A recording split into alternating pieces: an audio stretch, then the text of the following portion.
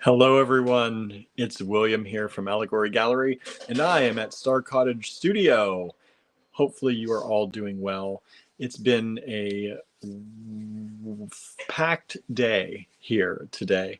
My hair is not doing anything like it's supposed to today, so don't mind that. So I've been here at the cottage most of the day packing and shipping, working on packing, lots of shipping, lots of packing, lots of shipping. We want to send out a very big thank you to Danielle Wicks, who had another live video yesterday. I think it was yesterday evening with our Allegory Gallery fine pewter components on it. So we've got a number of orders from people we've never seen before, new to us. We love, love, love that. Thank you if you're watching today. Thank you for joining us. Hopefully some of those new people will join the AG Bead fam and hang out with us all. We'll get to meet some new people. We love doing that. If you hear any noise in the background, my mom and dad are here hooking up our pellet stove. So they are working hard, helping us get our new to us pellet stove up and running. If you missed all that, if you're not on our Patreon especially, you may have missed that news. My mom upgraded our pellet stove for us a little bit this year. We had some issues with the previous one. It would sometimes jam up, and then the pellets would start to jam up, and while it never made anything dangerous, there was always that worry that someday it could. So, and we had a fix for it, but sometimes the fix didn't hold, and that's what would end up happening. And as long as it held or failed when we were here, that's one thing, but when it would fail when we were away, it was a little bit, it made us, a little nervous. Instead of, well, we will still try to fix that other one, and we still plan to move that other one to another place here at the cottage to use it while we're here. And maybe down the line get something that we pretty much need a welder, I think, to fix it, which isn't a terrible thing or terribly difficult probably, but it just takes a lot more. So, and this one holds 3 bags of pellets, which is crazy delightful to me because the original one held 1, and it would go about 24 hours on the low setting. When we ran it on our lowest possible setting to keep this warm-ish, it would use 1 bag. And so every day at least I had to come up and fill it up, whether it was in the morning or in the evening. I would have to come up and fill it up, or it would run out. And this one, I've got days, or should have days worth of time that I can be away, because in the middle of winter, sometimes the van especially, our car is all-wheel drive. Our van is not. And the van, it ices here quite a bit. And when it ices here at the cottage, it's pretty much impossible for the van to get in the parking lot. And they also plow, we're right along the main road. So they end up plowing the main road, which ends up blocking our driveway. So sometimes they mound it up and then it ices over, and then we can't get in until we go out and shovel and chisel it away. And that makes it very hard. Last year, I think during parts of this, Andrew had the car and was away. So if I only had the van, because he takes the car if he goes on long trips because it's safer in the winter. So the van was not ideal. So there were days that I could not get into the cottage. I would park like down the road and walk up sometimes when it really became necessary. But there were days I'm like, it's not that cold, I guess, so we'll let it go. But now I've got 3 days worth, once we get it hooked up, that I can, fudge those numbers a little bit. Let me say hi to everybody. Angela's here. Hello, Angela. Susie is here. Hello, Susie. Cheryl is listening from work. Hope you're all doing great this week, she says. We are. We hope you're doing great out there, too. Susie Wyatt is here. Hello, Susie. Suzanne is here. Hello, Suzanne. Says, new haircut looks great. It actually is not. I actually most of the time with my hair, I don't do a lot to it. I kind of rinse it with water. Sometimes I use a little bit of shampoo. I don't use too much product because it ends up drying out my hair. This time I went crazy shampoo, conditioner, and it got very, my hair is very, my hair has always been wispy, thin wispy, not like thinning, but thin wispy. And when it gets like this, it has a mind of its own. There's no body to it at all. And I didn't use any product today because I never use product. Usually my hair has enough body with the way I take care of it. So it's different today. I'm trying to get used to looking at it. In a few days, it will be back to having some body and some actual style. But I don't like using too many harsh soaps and things in my hair because I feel like it strips it of all the oils and the natural oils and all that. So, but every once in a while, got to do it, right? Every once in a while. Joelle is here. Hello, Joelle. Good to see you. Good to see you on the live. Joelle usually visits me at the store in Johnstown. Hello, Norma. Hello, Dominion. Thank you for joining us. Vanessa is here. Hello, Vanessa. Dominion says, it's so cold there sometimes. Here, it definitely gets cold, for sure. I think we've not had as many super, super cold winters and evenings, which is good. But we don't know. You never know. And it does get cold up here at the cottage because our windows are the old single pane windows. So we cover them over with plastic.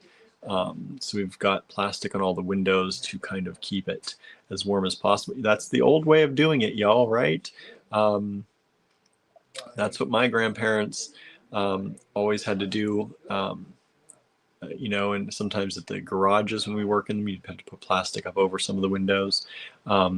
So that's what we do. And it does keep it much better in here. We've got to plasticize the door. But we started moving things around.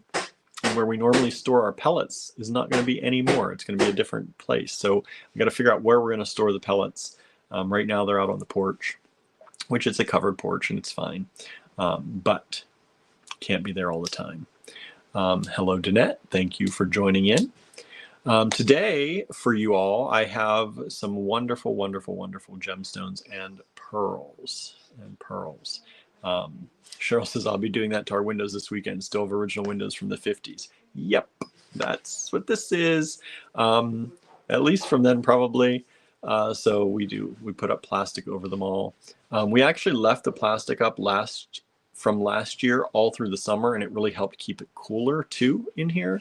But it does prevent us from getting natural light because the plastic we use is very opaque. So we're looking at getting some more translucent plastic to at least let the light in.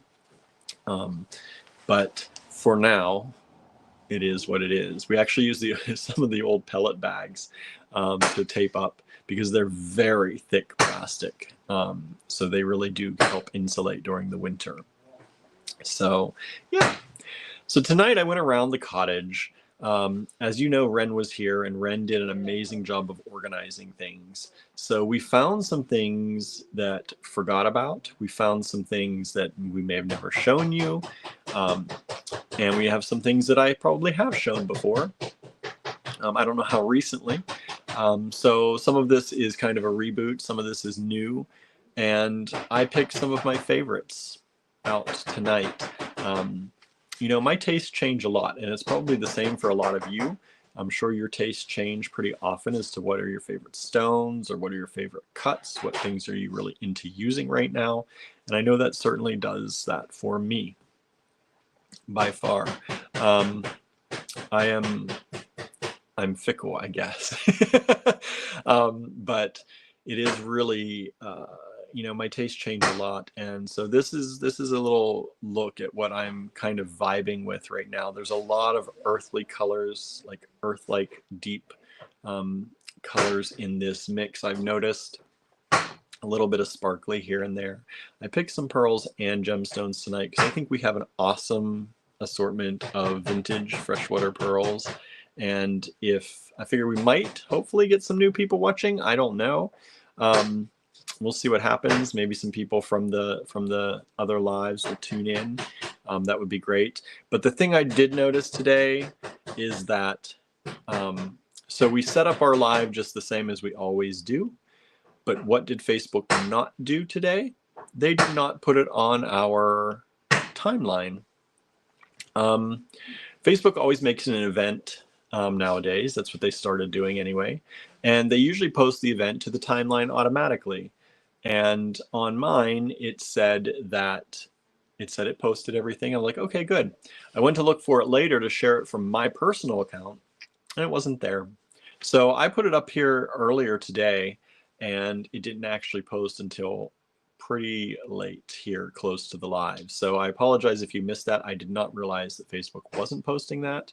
So if you are watching this on Facebook, please share that this live, because they have now again changed the way they do things, and it is not showing up for people the same way. So people visit our Facebook page, like literally go to Facebook, go to the Facebook page.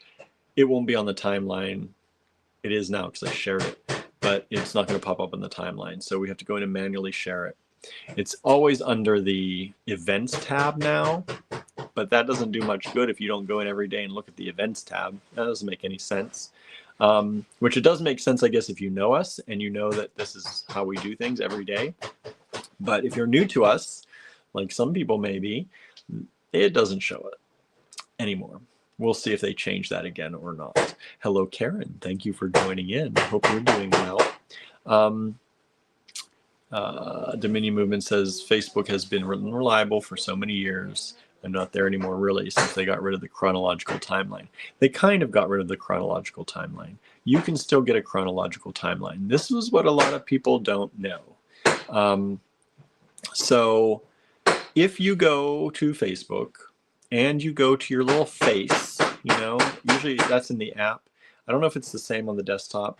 I think it is. You go to your face and it brings up where you can see like events and birthdays, and I don't know, it comes up with a menu. There will be a feeds menu there. There will be a feeds menu. And if you go to the feeds menu and you tap that button, across the top, there will be an option to choose your friends feed. And that friends feed is just your friends. There might be sponsored ads in there, I can't remember, but it's just your friends, and it's chronologically from like the moment, like I've sometimes seen it like posted a minute ago.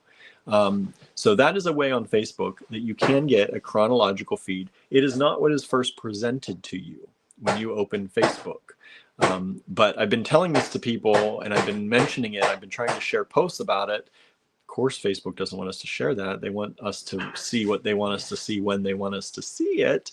But you can go into your face, go into the feeds option, go into your friend feed, and it will be a chronological feed of just your friends and what they're up to, which is really kind of nice. You won't see pages, so you're not going to see Allegory Gallery there, but I think there's also a feed for pages, I think. So that's a possibility. Norma says, I noticed it wasn't there. I went in around 6:40 to see what the live was about today, and I couldn't find it. Nope. It wasn't until you just about caught me, though. It was about, I think, 6:55 or so, maybe something like that. I realized it and shared it. So sorry, I didn't know. We set up our live through StreamYard, and StreamYard pushes it out to Facebook and YouTube and wherever else we share it. But usually I go in at some point and share it to my personal feed and share it to some groups. Which I shared it to like all the groups today, because I was like, Facebook, if you're not going to show this, I'm going to share it everywhere. So I shared it to like 15 groups today. I don't know if those admins in the groups will approve it, or if there's anyone from any of those groups seeing us tonight. But you know how it is. Facebook usually shares events about 3 days after you host them. So in about 3 days, I'm sure everyone in all the groups will know that we did a Gemstones and Pearl show and that it's over. And if you are watching this then, you can still choose these items from this show. So feel free to send us the emails to claim these items. Which leads us into, how do you claim tonight? We give you a piece of paper on the mat and it has a lot number. You take that lot number down. These lot numbers are going to be DN. D as in David, N as in Nancy. DN 1 through 40 tonight. You take the lot number, for example, DN1, you put that in the subject line of an email, and you send that email to info@allegorygallery.com. Do not forget the gallery part, info@allegorygallery.com, and send the email immediately. Now, if you're watching it live, if you're watching this in the replay, you can gather them all together and send them in one email if you want to do that. But if you're watching this live, the best chance of getting things is by sending them one at a time. Every time you want something, send us a quick little email. Put us in your address book. It'll make it It'll make it a bunch easier. It'll make it a lot easier if we're already in your address book, because it does that autocomplete thing. It's kind of nice. So that's how you claim. You cannot claim in the comments. I'm sorry, we get that request often, but here is what ends up happening. Somebody claims it in the comments. It comes in from Facebook and YouTube at the same time. I can see all those comments. I don't know who got it first. I don't know who wins it. Whenever the YouTube stream ends, all the YouTube comments go away. They don't get saved. So I can't actually look at the YouTube comments afterwards. And I'm not taking notes while I'm live. And also, a lot of people, we found this out. We tried to do, when we were just Facebook streaming, we tried to do comment claims, and a lot of people say, oh, I want DN1, and then when we go to actually say, hey, send us your email, we either get no response, or they're like, oh no, I was just saying that I would like to have it, but I don't really want to buy it. And so that created a lot of confusion, because people don't realize when you say I want something, we're going to think you're buying it, right? And so that was a whole thing. So the only way you can claim with us is through email. It makes it super easy for everyone really to understand what's going on. And yeah, so that's that. What are you all up to today? What's going on? I am, like I said, I've been here packing and shipping most of the day. Andrew is in the studio. That's why he's not here. He has been, and that's why he's not been here the past few days. He's been in the studio working on some samples for some of his classes that he'll be teaching at various craft schools around the country. And he's also working on, I think he mentioned he got chosen to be in a group show that deals with poetry, and I should know more, but he got a poem or a poet, and he had to choose a poem to make something reflecting that poem. So he's also working on that. And again, if you're just tuning in, my mom and dad are here. If you hear any noise, that's them. They are helping us install, well, not helping, they are installing, they are doing it. They're installing our new to us pellet stove. So, but I doubt you can even hear them over there. Suzanne had a dentist visit today. That's both good and not good. I don't like dentist visits. I know dentists always get a bad rap, right? No offense to the dentists out there, but it is not the most pleasurable and wonderful experience in a person's life. So Suzanne says, nor do I. I get it. Hey, Sandra. Sandra's here. I sent you an email. I don't know if you've written back since. I've been working on the live tonight to answer your question, and I think I figured out and found the one that was for you. I don't know if that was the exact one you were looking for, but hopefully that's it. Yeah, cryptic for the rest of you out there, right? Cryptic. Anne is here. Hello, Anne. Thank you for joining us tonight. Oh, Maybelline's here. May Perry had a bad dental visit a while ago. That's not good. I don't want to. I don't want to hear about bad dental visits. They creep me out as it is. I don't have necessarily a phobia, but I do not like the dentist. It's just not my thing. It's not my thing. But thank you for joining us here. I'm hoping you're all having a wonderful Tuesday. Is it Tuesday? Garbage day. But but not garbage day, I think, because it was a holiday yesterday. I will still put my garbage out tonight. Every time. So in our town, if there's a holiday, technically your garbage generally, maybe Beth, I see Beth is here. Hello, Beth. If there's a holiday, supposedly your garbage gets pushed to the next day. So normally our garbage day is Tuesday night, but supposedly if there's a holiday the day before, it pushes it to the next night. But there have been many times I have put my garbage out the next night and it has sat there. Well, it doesn't sit there for the whole week because I bring it back in, but they don't pick it up.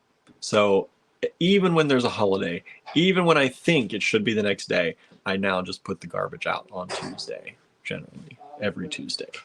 Sandra says, yay, that's it. Thanks so much. You're welcome. I had to do some research for that. It was not easy, but probably easier, a little bit easier for me than, it was either I just skimmed through some videos for you or I copy and pasted all the links to all the videos I think it could be, because we try to be helpful.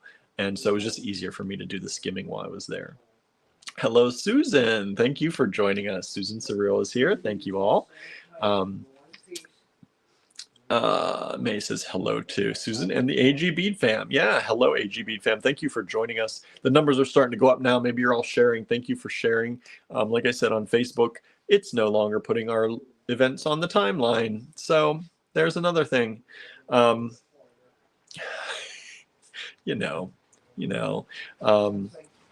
don't really want to.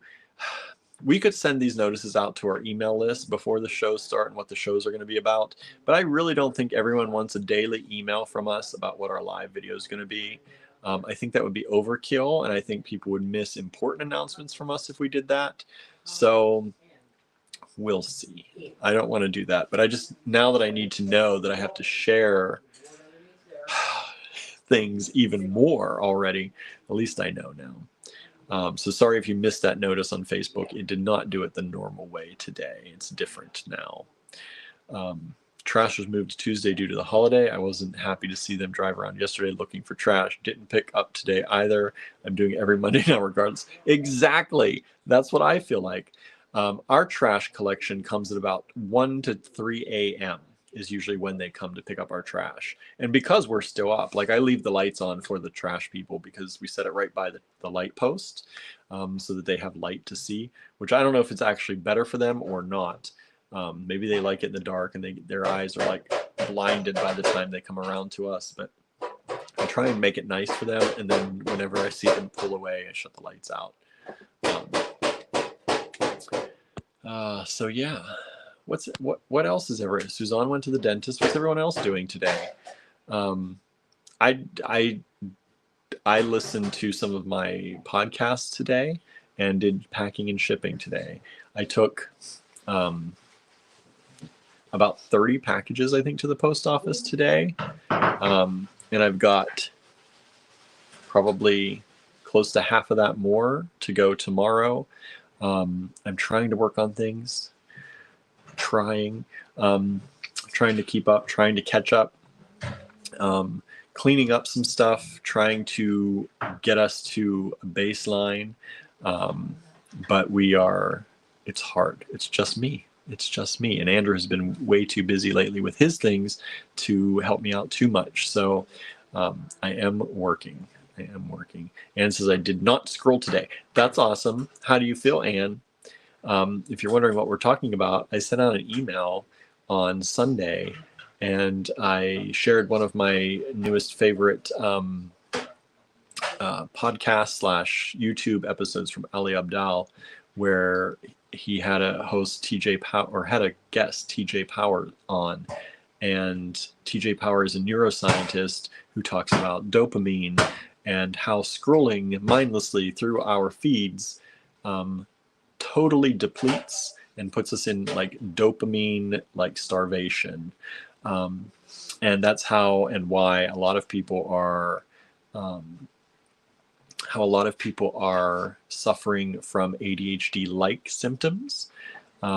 He actually predicts that if we keep going the way we're going, the majority of the population will suffer from ADHD type of things. And so mindlessly scrolling through your feed. And he said it's not even the reactions people are looking for, it's just the content. Because a lot of people, we look at reactions as a business. Everything we post, we look, how are people reacting to it? Are we getting a lot of reactions? Are people sharing? But most of the general population, when they're not jewelry makers or sellers, are just looking at content mindlessly. And he talks about that. So, and says, I feel good, like I didn't waste time, right? He also talks about that guilty feeling. You get that guilty feeling when you're laying in your bed and you're scrolling and you're like kind of finishing up scrolling and you feel guilty for wasting that time and doing that. Guilt, he says, in a lot of ways, is part of the chemical imbalance that happens. And it's your body's way of telling you what you did is something you probably shouldn't be doing all the time. So it's not guilt. It's if you feel guilty for doing things, indulging in things like eating sweets or too many sweets and certain things like that, guilt is okay to feel in a way. It's natural that you feel that way. It's not that you did something bad necessarily, but it's your body telling you that this is not ideal for it, right? May says, I love that song you recommended from the Brazilian artist. You know what? I actually don't know for certain if she is Brazilian or actually Portuguese. I wanted to say that she grew up in a part of Africa or she was born there. I'm not 100% certain, but thank you. That's Maritza. And the song is, which one? Melor de Mim, which is the best of me. And it talks about how, you kind of are okay in the dark for a while, and then you start to realize that the light comes and overtakes the dark, and that sometimes you need to be in the darkness in order to appreciate the light. And there's a lot of things that I connect with right now in my life and also in what's going on in the world that song kind of speaks to. And so in my email, I shared that song on YouTube, and I also shared a page that translated the lyrics into English from Portuguese. But Maritza is one of my favorite fado singers from Portugal. Well, I don't know if she's from Portugal, but fado comes from Portugal. And in fado, there is this idea called saudade, if I'm pronouncing that right, Saudade, saudade. And that is the idea. It's kind of melancholy music, but the idea translated to English, I guess the best I've heard it is that it is like a loving longing for something. So you're longing for it, but it's like a bittersweet kind of thing. And that's why a lot of fado music has that feeling to it. Now she sings a lot of happier songs too, which is kind of nice, but there's a good mix. But thank you, Maybelline. Let's see. Anne says, I also moved more, which is another benefit. Yeah, instead of scrolling, you move. TJ Power also says that being bored is the body's way, or is a time period when the body will make dopamine and help restore your dopamine imbalance. So we never let ourselves be bored very often anymore. He also says that reading is very good. So if you are a reader, you are automatically adding to your dopamine supplies.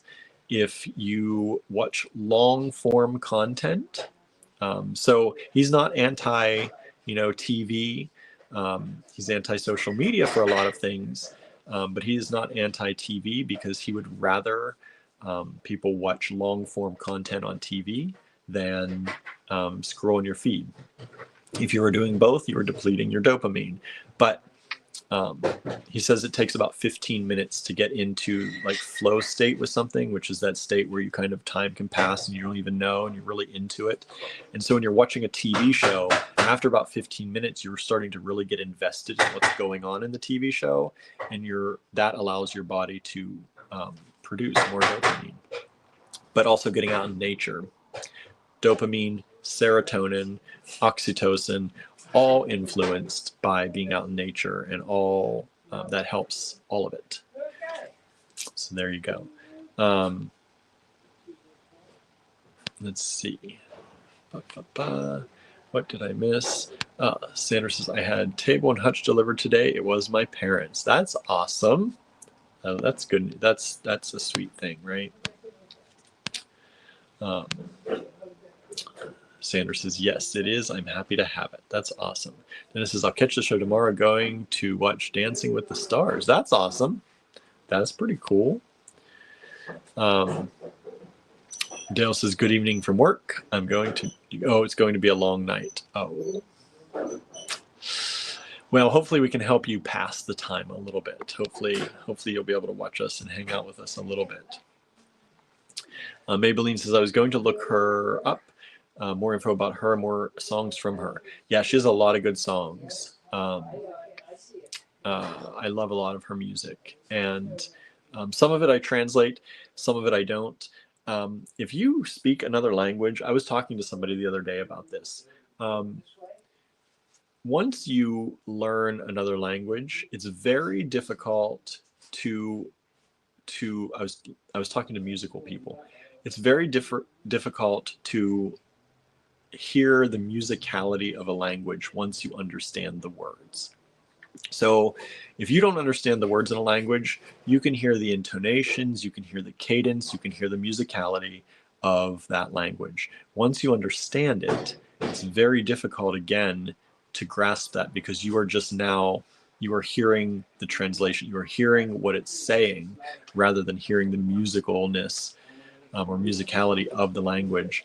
And so there are I used to, I love listening to music in French, but now that I know more French, I start, instead of just understanding how lovely the sound is, which I do tend to, when I listen to music, I try to listen for, what's it saying to me through the sound, through the emotions. And once you know the language, it's very hard to do that.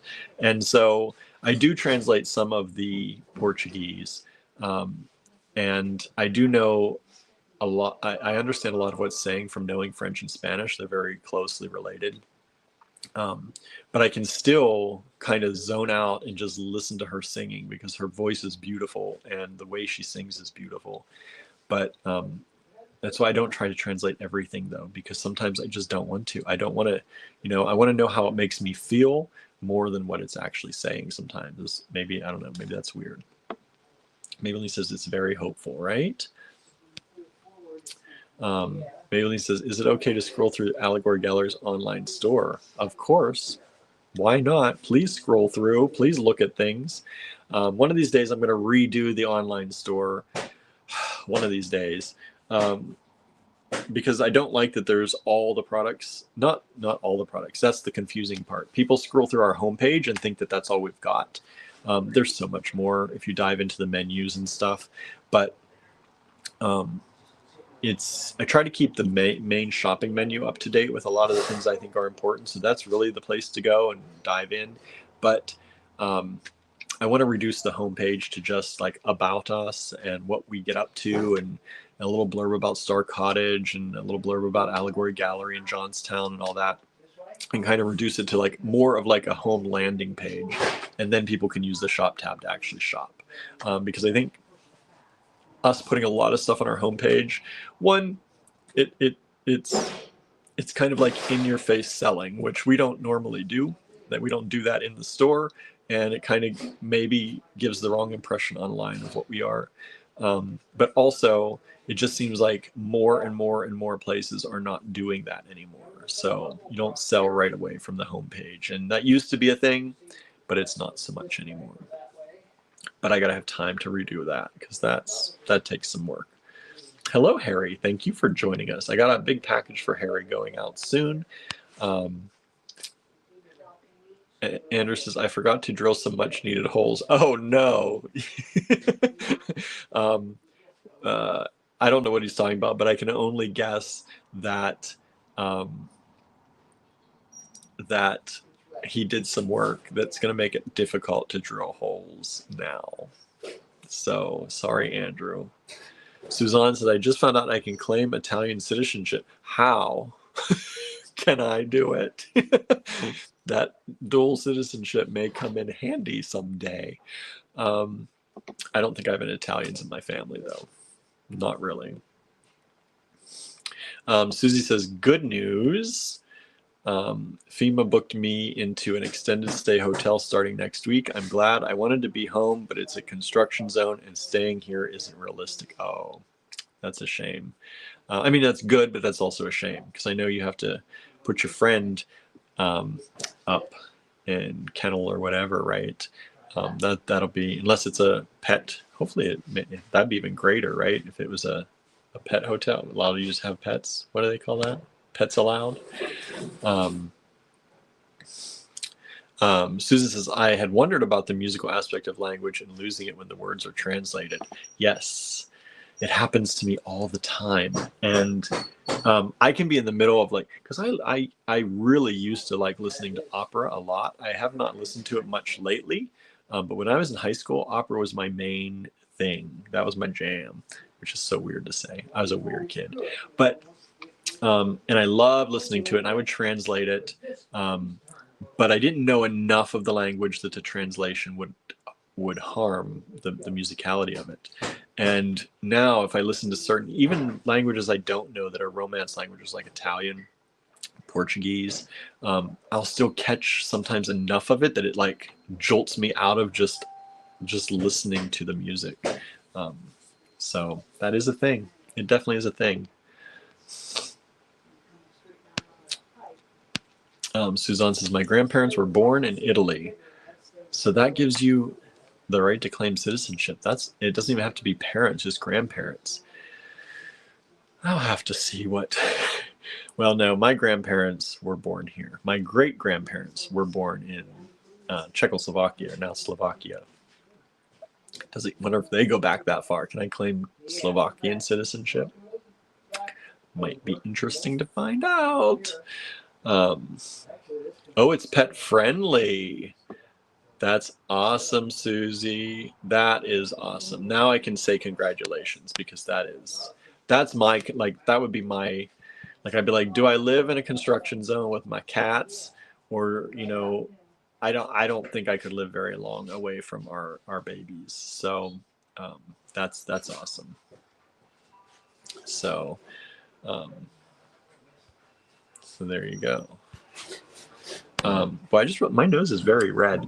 I've been using a nose strip, a different brand of nose strip, over the last few days, and I feel like that it's bothering me.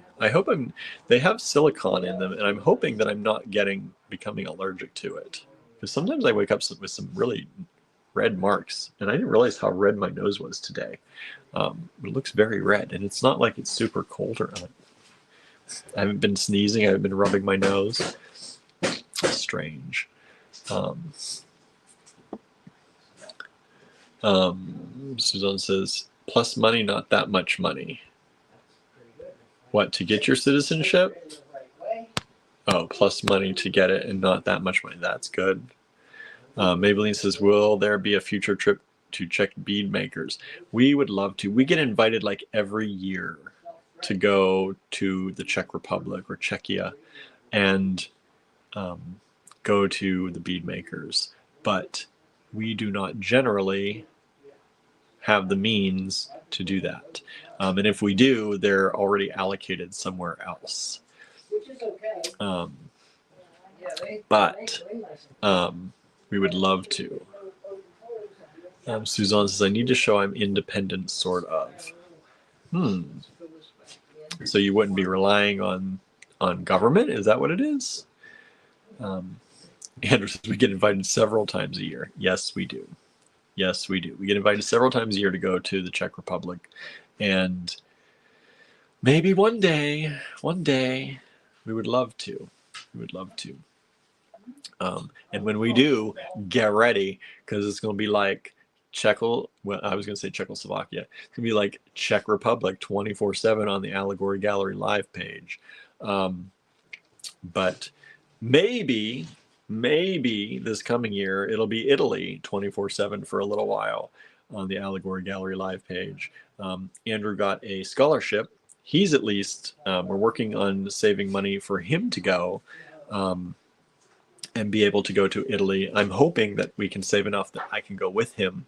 It would be another plane ticket and, a little extra money for food and stuff. But my main concern is always the money we don't make while we're away, right? We have to have money saved. It's not just the money to go. It's the money to, kind of halt the business in a lot of ways for the time that we're gone. And that's the hardest part. Getting the money to go, that's not easy for us either, but that could generally be manageable over the course of a year. But having the money that it takes to pay all the bills and all that kind of stuff while we're gone and keep things running, and without having to worry that the bank accounts are drained, that's the harder part. So we are used to keeping things going pretty much, 5 days a week, 6 days a week, 7 days a week sometimes. So to take that time away, and there's no way I can pack a week or two's worth of beads to sell on a plane. Actually, I probably could, but I don't think we'd do that. It'd be Allegory live sales from Italy. Be kind of cool, but no. Anyway. We are looking forward to that. I've started to learn a little bit of Italian. I kind of paused. Andrew, I was learning it on my own because I figure I don't know how easy it will be for him to get. For me, I can probably I know I can start at a more advanced level. And so I was kind of starting, and then he was like, "What? You started without me?" So I kind of paused. And we'll start learning it together. Maybelline says, that is wonderful regarding your Italy trip. Hope you get to go, William. I haven't been in a long time. I have never been to Italy. In college, I got to go to France, thanks to my aunt who bought me the plane ticket because we couldn't afford it otherwise. And I got to stay, thanks to my professor as well. I stayed with her in-laws in a little town in the south of France. And they took me all over the south of France. We went all over, and it was an amazing trip. We dipped a little bit into Spain, into Catalonia. Catalonia. I don't know what they call it here. I don't know what the English word for it is. Catalonia. But we dipped in there and had paella. That was my experience in Spain, which it was delicious. And then we went into the Pyrenees, and they had friends who were wild boar hunters. This is when I ate meat, obviously. I've never liked hunting, but when in France, you do what the French people do. And I did not hunt, but we met them, and I could not understand a word.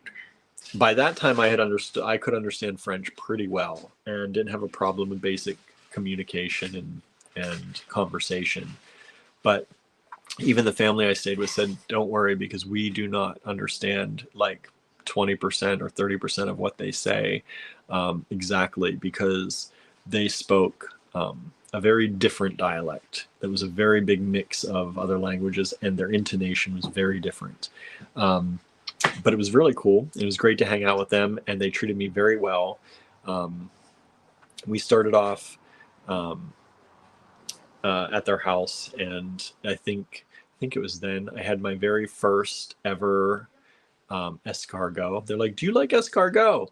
And I'm like, "I don't know," and they kind of laughed. And they had made me, just in case, they made me chicken, because they knew I was coming. It was so sweet. They knew I was coming, and the main meal was going to be escargot and some other things. And I think there was like, blood sausage and escargot. And they were like, we don't know if you're going to like this. And if you don't, we made you chicken. So, but I ate the escargot, and they were actually really good until they started telling me about how it was made. And then they're like, it's not a great, I guess it gets really stinky. If you don't know, escargot are snails. And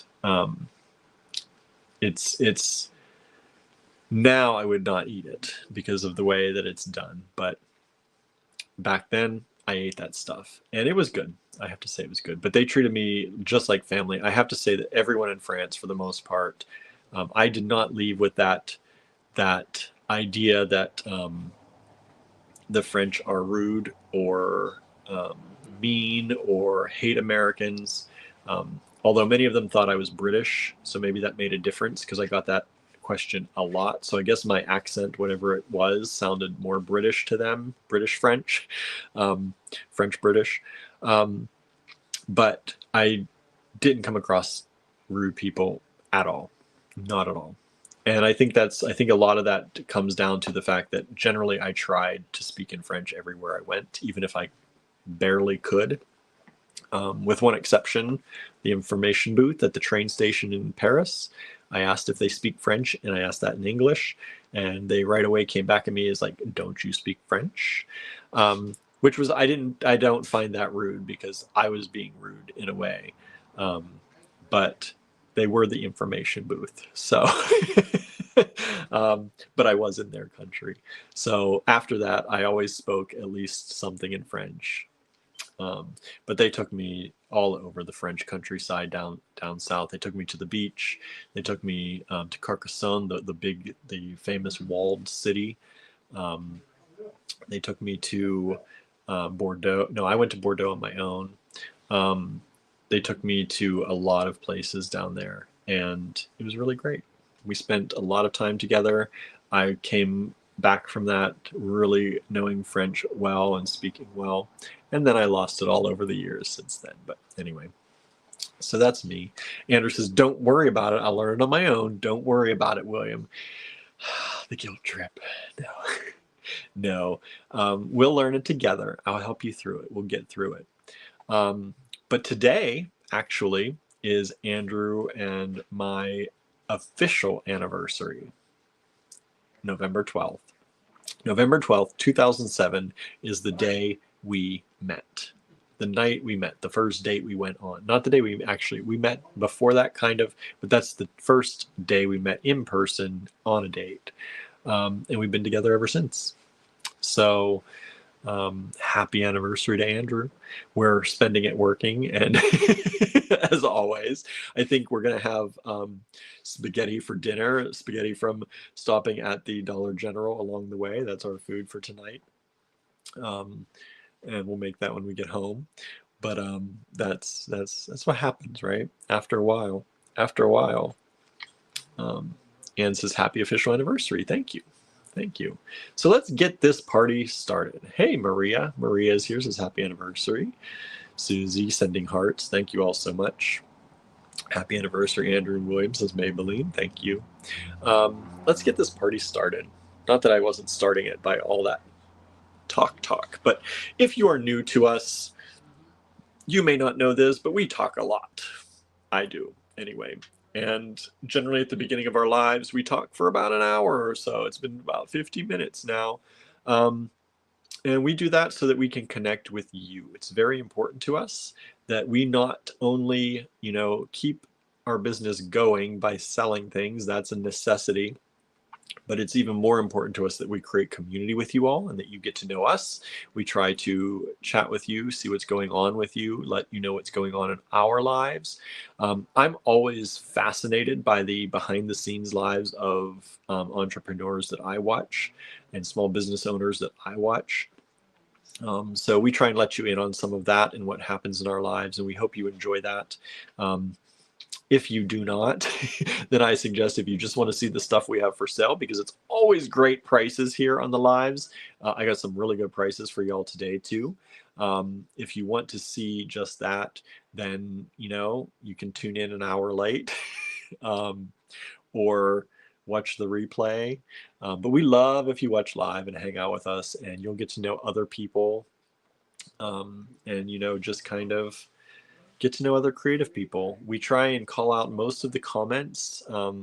We don't get like hundreds of viewers, so we're able to actually sit and chat with you all and read your comments and react to them, and it's really more, it's what we like. It's the way we like things. Now, yes, sales wise, I would love if we had hundreds of people watching, but it would dilute, I think, in some ways what we do.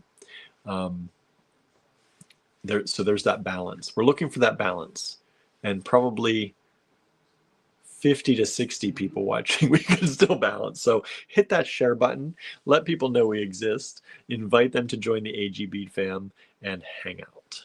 All right, hang out with us all, and we'll still chit chat away, right? All right, let me flip this camera around now. Here's the squeaky. I didn't get that WD-40 from Andrew yet. Wait, my camera.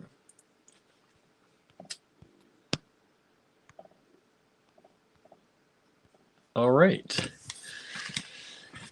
Here we go, y'all. Got my calipers ready. I'm going to take a drink real quick.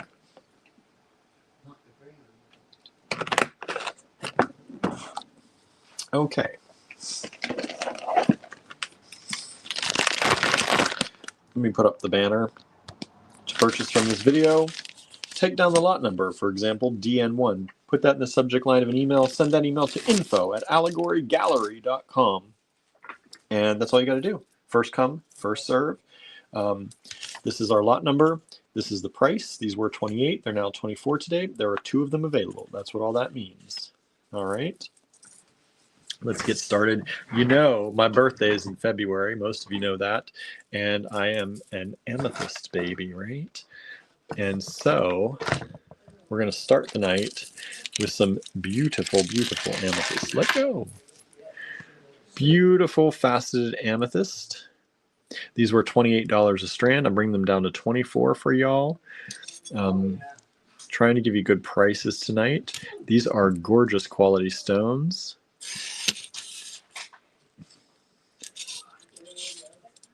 There we go. Look at the gorgeous quality on those. Natural, undyed. These are about, where are we here? Come on. This is about a 14-inch strand. These are 14-inch strands.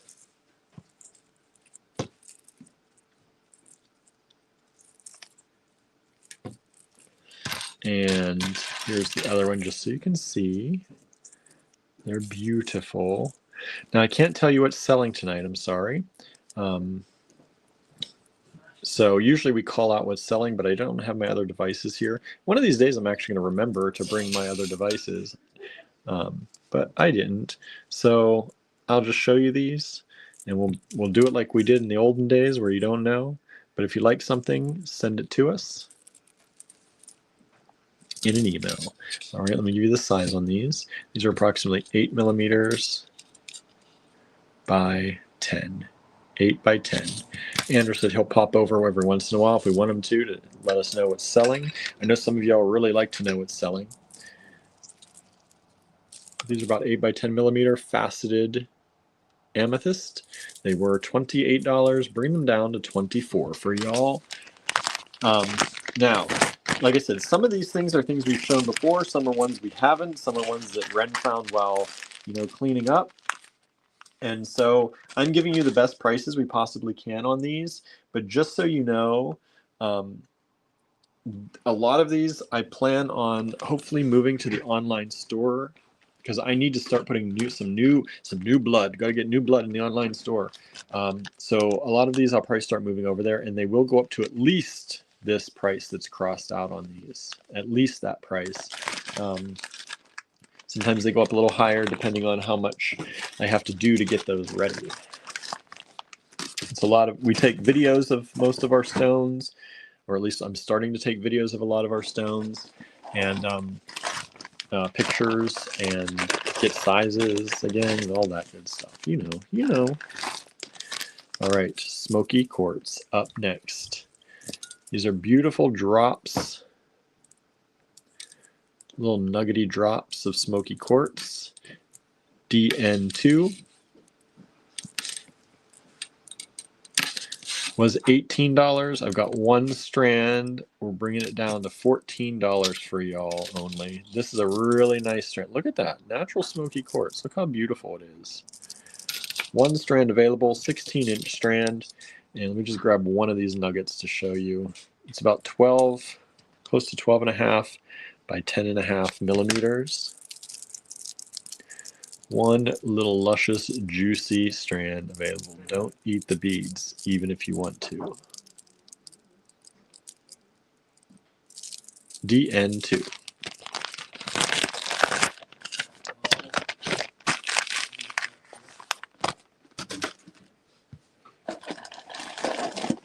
DN3. Oh, this is so nice.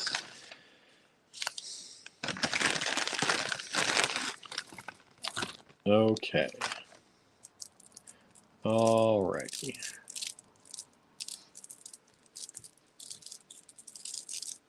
We have two strands of gorgeous aquamarine. Really superb quality aquamarine. These are already made up as necklaces. This is the carat weight, by the way. Generally, they put the carat weights on these. These are on sterling silver chain and lobster claws. So if you want to wear this as is, you can. Otherwise, you can take it apart. Just save those because they're sterling. These are graduated nuggets of beautiful quality, like super good quality aquamarine.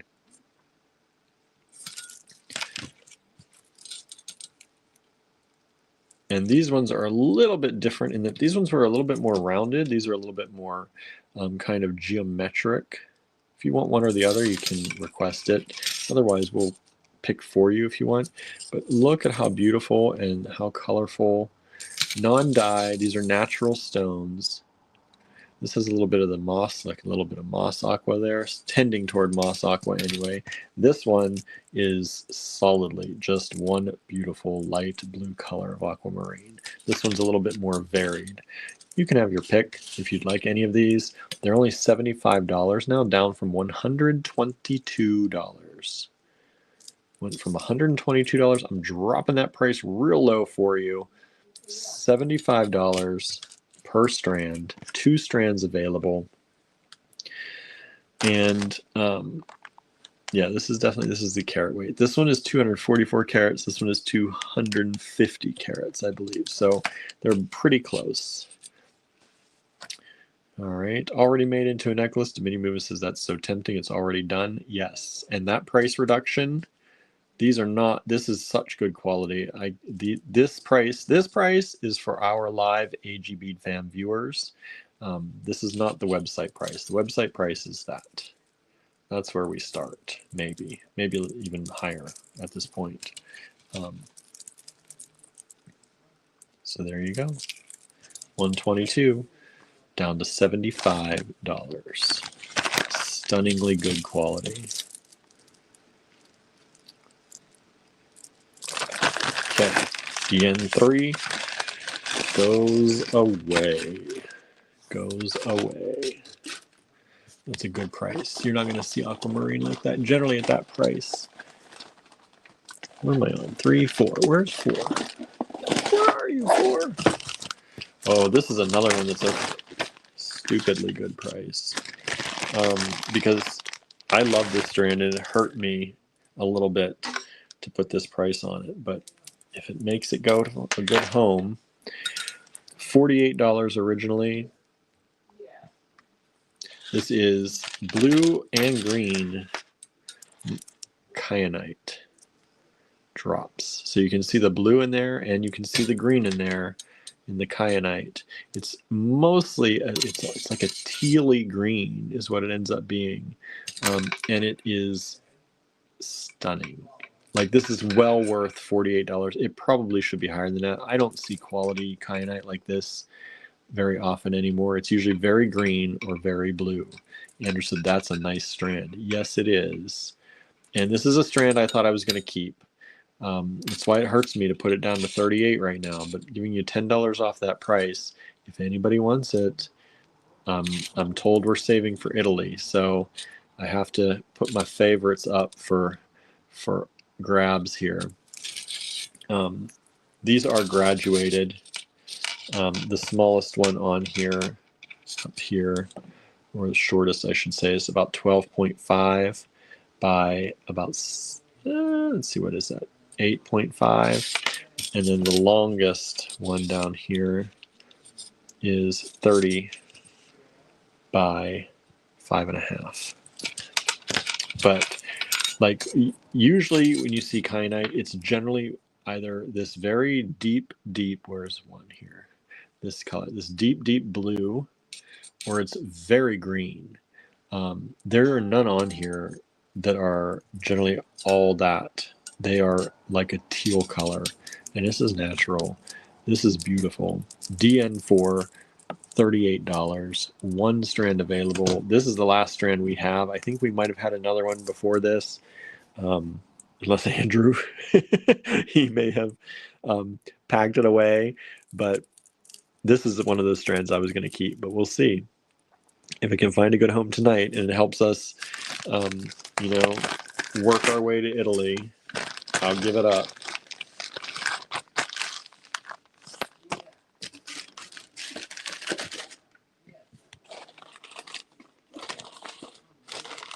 Where's 5? It's hiding.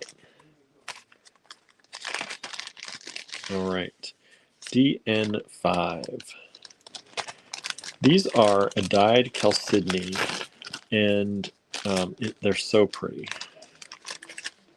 They're so pretty. Now, dyed chalcedony is not inexpensive all the time. Generally, it can be very expensive, but this is an emerald green dyed chalcedony strand, and look at these little luscious drops. And you can tell that that's chalcedony. Look at that glow, that inner glow. We talk about that warm inner glow.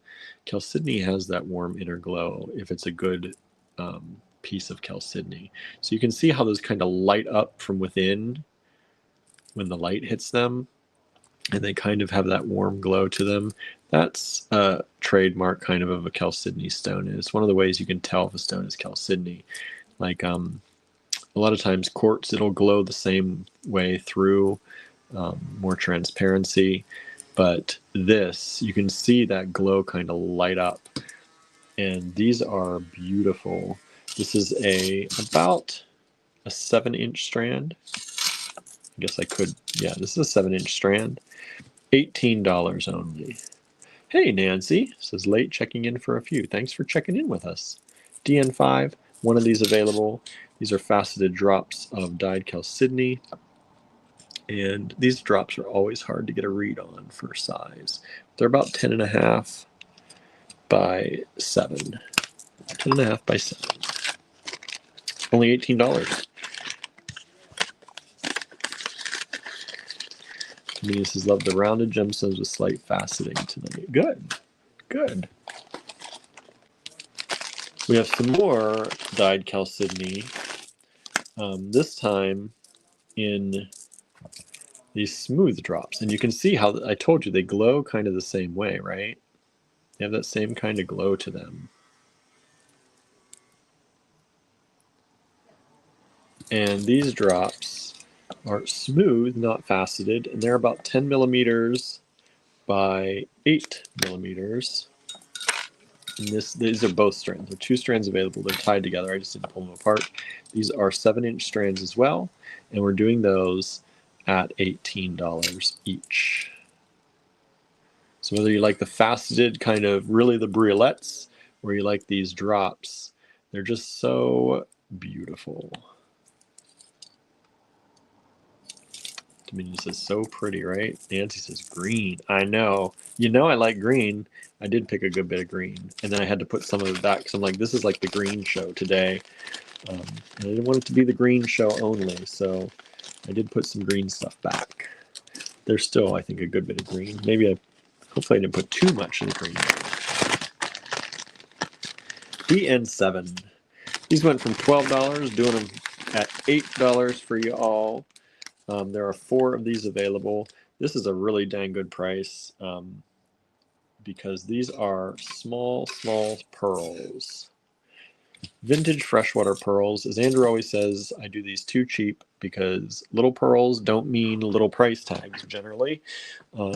Pearls this nice generally sell for a little bit more, but these are, we're giving you a deal. We got a deal on some of our pearls. You get a deal on some of our pearls. That's the way this works. So this is DN7. These were $12 a strand, doing them for $8 a strand. These are vintage freshwater pearls.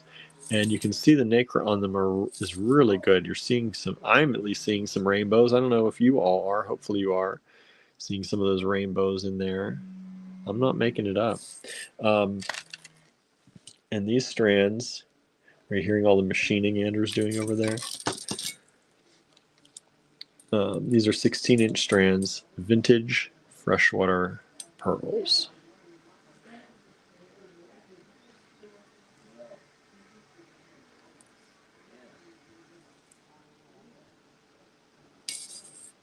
Look at that. There we go. DN7, 4 strands available, only $8 each.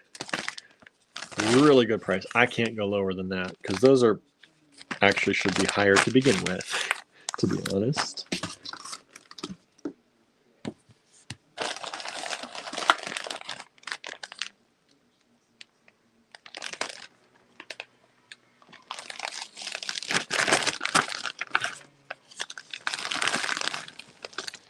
Next up, these are really, really nice. 3 strands of fire sunstone. Fire sunstone. Look at that. Look at the fire in there. These are fire sunstone rounds. They were $60 a strand. These are some AAA quality from our vendor. And these are not, augmented or, dyed, or sometimes you see that. These are natural stone, fire sunstone. So the high end. And we're giving you the not so high end pricing on these. They're really pretty. These I think are 10 millimeter.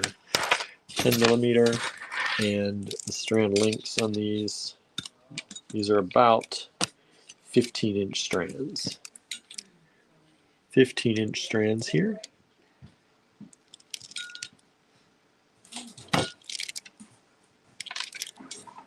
DN8. 3 strands available. Fire Sunstone.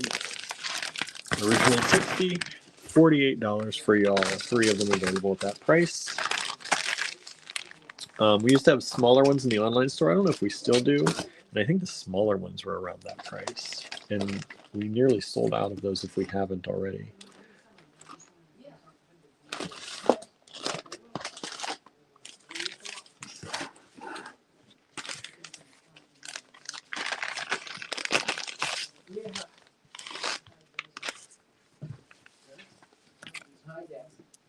All right, DN9.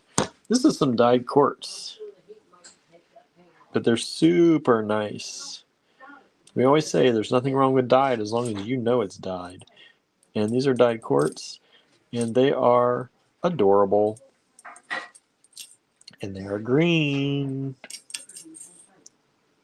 So DN9 was $18, dropping it down to $15. I can't go much lower than that. These are nice. You could make lots of beautiful earrings with these and make your money back easy peasy. DN9. Look at that. Let me give you the size on these. These are 5.5 by 5.5. That's what those kind of briolets usually are. They're usually pretty similar when they're shaped that way. That's it. One strand available, $15. Light green dyed quartz. Andrew says great price for those. Yeah, they're really good quality quartz to start with, and then it's a really good dye job on those. They're dyed very regularly and very nicely. All right, DN10 up next. This is a beautiful strand of pearls. Was $32, bringing it down to $22 for you all. Andrew's going to hit me when he sees this one, because that is pretty much a too good of a price. But look at these pearls. Look at these. Andrew says, successfully drilled holes in an enamel piece I'm working on. Stressful. That's good. Glad you're able to do that. Don't look at these pearls, Andrew. Not for $22. Look at how perfectly formed these are to one another. Very similar. Very nice strand. Very good color.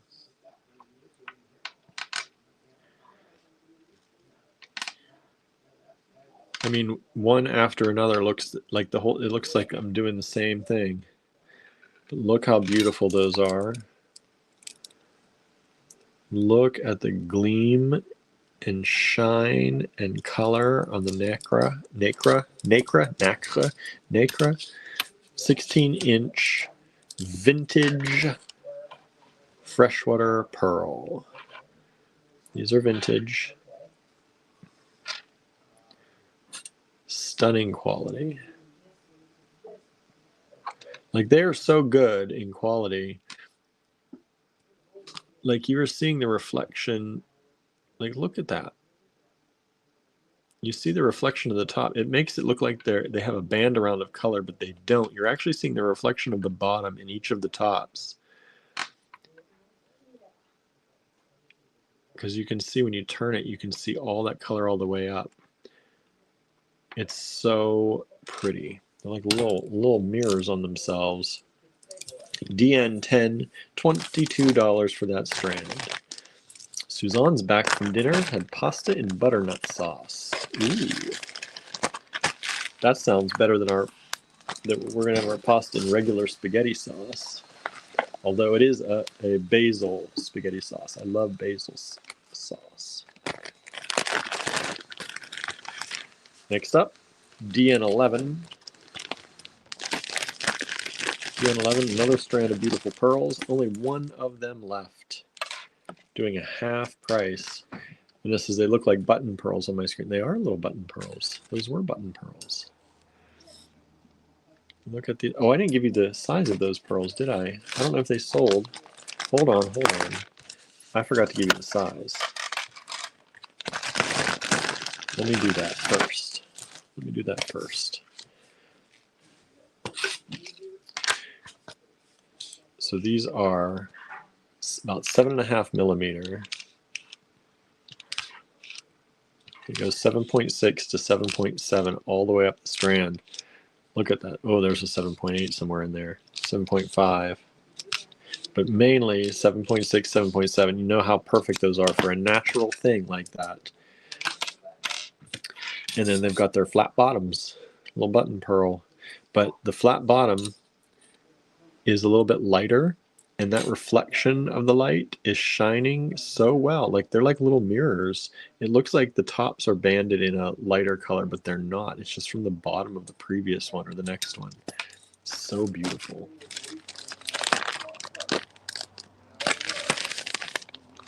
Andrew says he's going to make it fancy since it's our real anniversary. Oh, good. What did I do? I forgot to put the paper in there.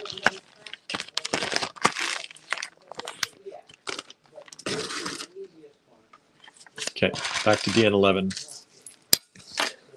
This is vintage freshwater pearls as well.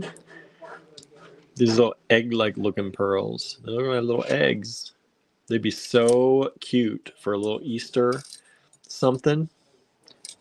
It's time to get ready for Easter, right? That's that's what we do now, right? We're gonna see Easter in the big box stores pretty soon. I wish I were kidding, right? But these look like little eggs. They go good with your Easter stuff.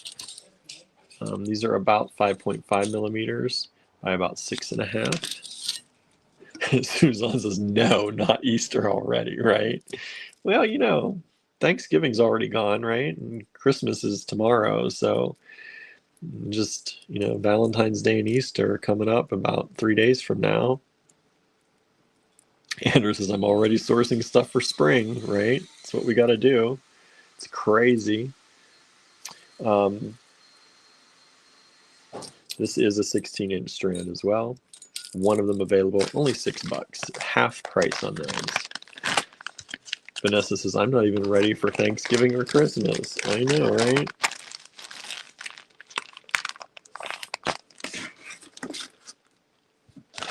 Let's see here, DN12. This is a fun strand. I threw this one in because it's fun.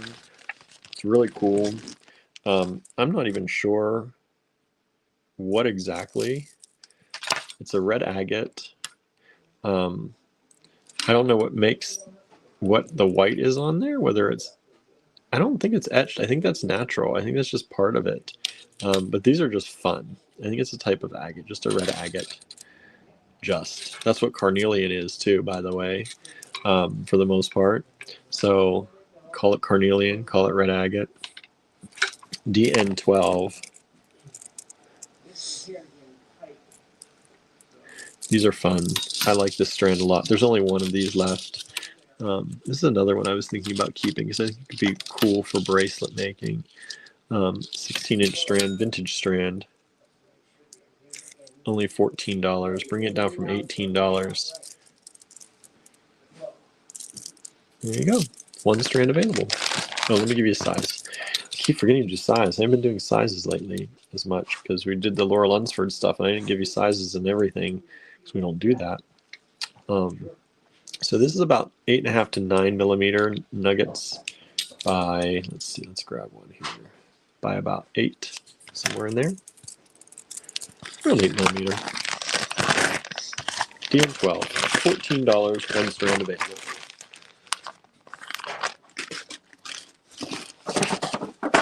Whoops. I'm trying to break stuff over here.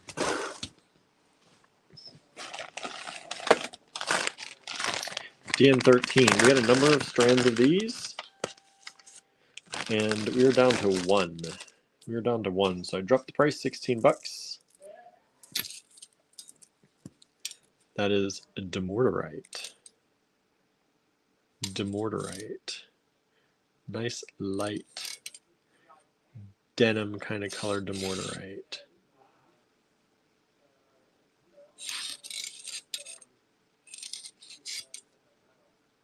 Vanessa says, how did the Laura Lunsford show go?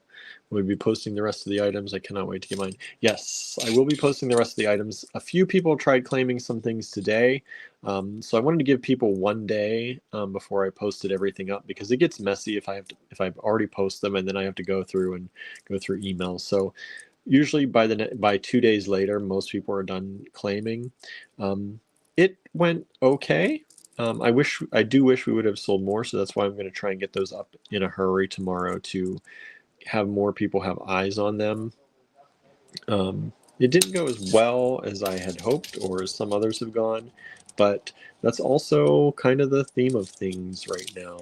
A lot of people are, concerned about things.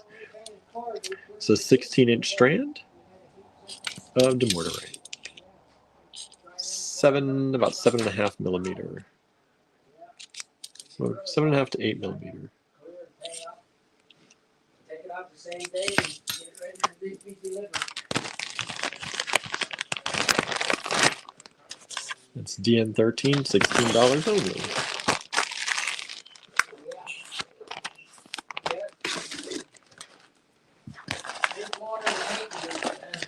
Oh, that's not the next one. That's 15. Where's 14? What was that?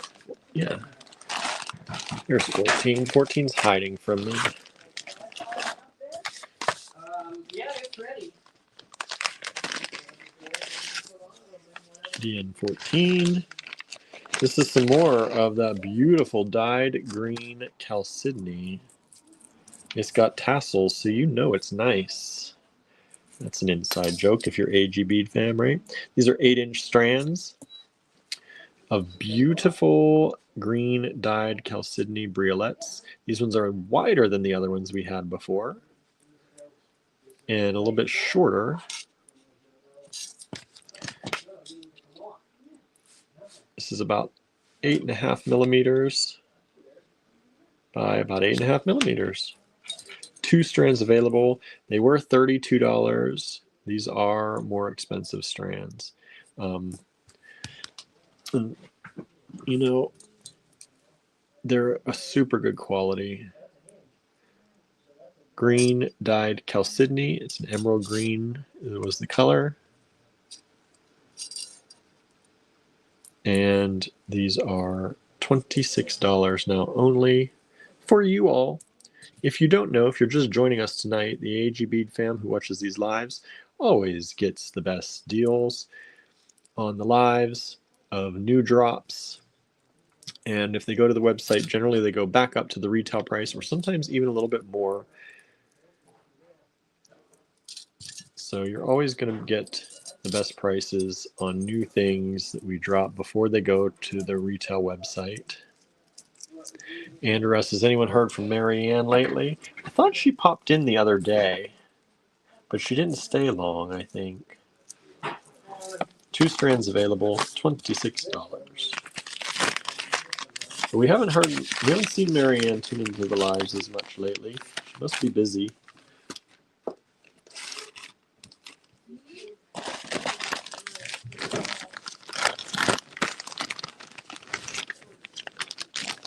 DN15. Whew. Okay. This is another one of those strand of pearls that I was going to keep myself. But we'll see. We'll try it one more time. $34. Advertised these out before. Said, okay, let's cut it down to 28 and see if anybody wants them. Look how pretty. Look at the color. They are glowing. They're almost like a chrome. Like they're so colorful. They've got that chrome look to them.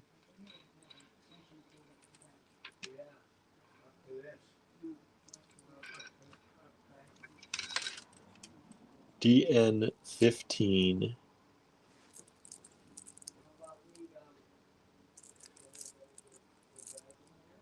$28 only. Crazy good deal. 16-inch strand of vintage freshwater pearls. And these are more like a Keshi pearl.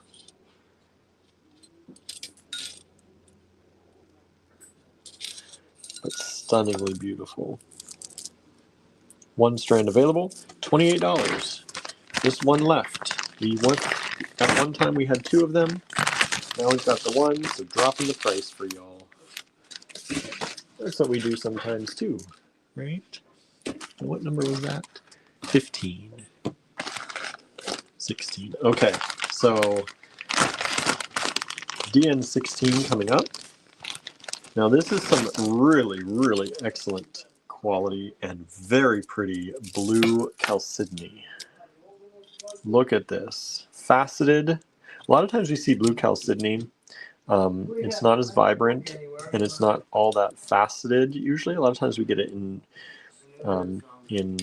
tumbled stones or rounds. But look at the clarity. Look at how beautiful that is. Look at all of that. Beautiful stones. How's it going over there? Getting ready to fire it up? Yep. Sounds like the pellet stove has been installed, ready to give a test fire. All right. That's good news. So these are about 10.5 millimeter by, it should be 10.5, about the same. If I can get on it. Yeah, about 10.5 by 10.5. Mercury retrograde is going to be coming up on November 25th, y'all. Are you ready for it? So if you want to get ready for it, Blue Chalcedony helps ease our time in Mercury retrograde starting November 25th, going through December 15th. And if you ever wanted a nice strand of Blue Chalcedony, this is it. They're nice. Right, there's Andrew. Everyone say hi. Howdy. It's like glowing. Of course, If I it's was Blue a thing- Chalcedony. Hey, Okay. 2 questions. 2 questions. If I were a thing of gauges for metal, where would I be? Gauges for metal? You know that thing No. of brass that has the stuff that you put on the other side? Oh, you slip in. Yeah, I It's can't not find with that. it? No. It's always with it. I know, but we had somebody come in and help us organize, and I've not yet acclimated. Oh, And then the other thing is glue stick or Elmer's glue. I've not seen any of those things lately. Oh wow. Elmer's glue. Didn't we have that at a class or something at one point? I'm sure. Oh wow. How's it going? I don't you know. don't know because I don't know. You haven't been helping. well, I've been busy. I got a deadline. He offered his help and then he ran away from me. How many did you do tonight? This is 16 so far. We're going to 40.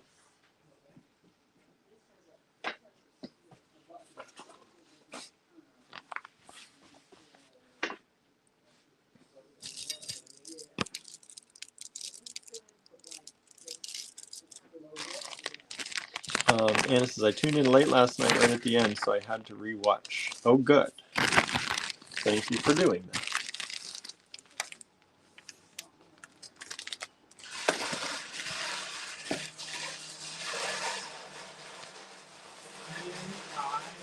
Huh?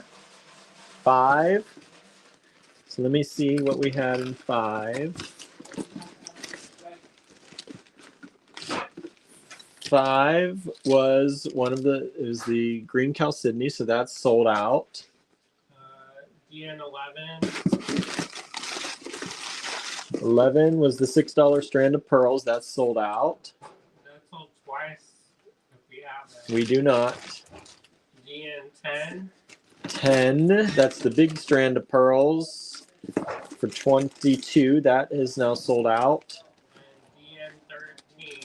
And DN13. The DN13 is the demortarite, and that is sold out. Let me see if there are anything with the junk.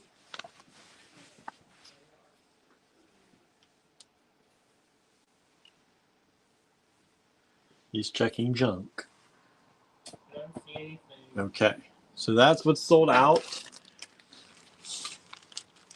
and everything else is still available. Right here, something sounds delightful. We're starting up the pellet stove. I feel the heat already. You feel the heat already. It just started. I know. Next up, DN18. Vintage freshwater pearls was $12, now only $10. Those little drop pearls, top drill drops. Aren't those nice? And get that ready for, that'd be good for either Christmas or New Year's. Yeah, it would. Ooh, champagne New Year's. Do the razzle dazzle. Razzle dazzle. Only $10. Vintage freshwater pearls, 1 strand available. I like their top girls. Yes. Top drilled. That's harder. Imagine drilling that like that. Oh no. I don't want to do that. But you know, they make a good bracelet too. Yeah, it would. Because then it looks like you did a lot of work, but it's just strung on. Right? Like that. Doesn't it look like somebody did some fancy thing? Oh, you know you could put. Oh, you know you should do. Oh. Is put jump rings in between You know how they did those look like a zipper pull bracelet back in the day? Mm-hmm. Could do that with those. Yeah, you could do it with pearls. Be fancy, but I've never seen anybody do it with pearls before. There you go. DN18. $10, one strand available. Put down some crystal, a little razzle dazzle. DN19, another great. Ooh, these are good. Another great 2 strands of pearls.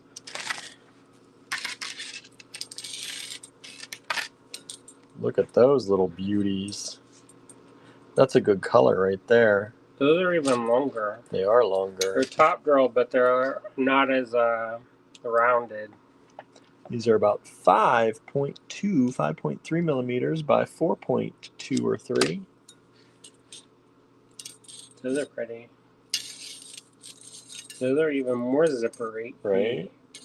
Look at that, everybody. Maybe DN19. some wavy spacers in between. Wavy spacers. That'd be fun. Or do something, mix it with some lighter colored pearls for this flavor. You're going to show that later? Huh? You could do it like that. Like that? Some gold with some cream colored pearls. Right. With some bronze. Use these instead. That'd be really pretty. They have a little bit more texture. Yeah. Get that bracelet from behind that. Here's for inspiration. I like this. It's not anything special, just cheapy deepy dopa dopa dee. But I like it. Yeah. I know. That's a really cool one. I feel like it's like a sea urchin. A sea urchin. Some kind of living creature rock. Living creature rock. And it's gonna blink at me. Alright. People are like, what? What happened? What's going on over here? Well, I'm giving you inspiration ideas. Inspirational ideas. I like it. I'm here for you. You're here for me? Good. The numbers are going up too. Actually, I'm gonna go. He's leaving me now. Just when the numbers start going up. I've come and they're all tired of me. They've had me for like 3 or 4 days in a row. Well, they like you better than me.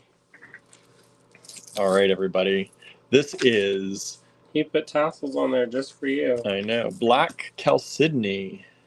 Huh? Oh, black. Black dyed chalcedony.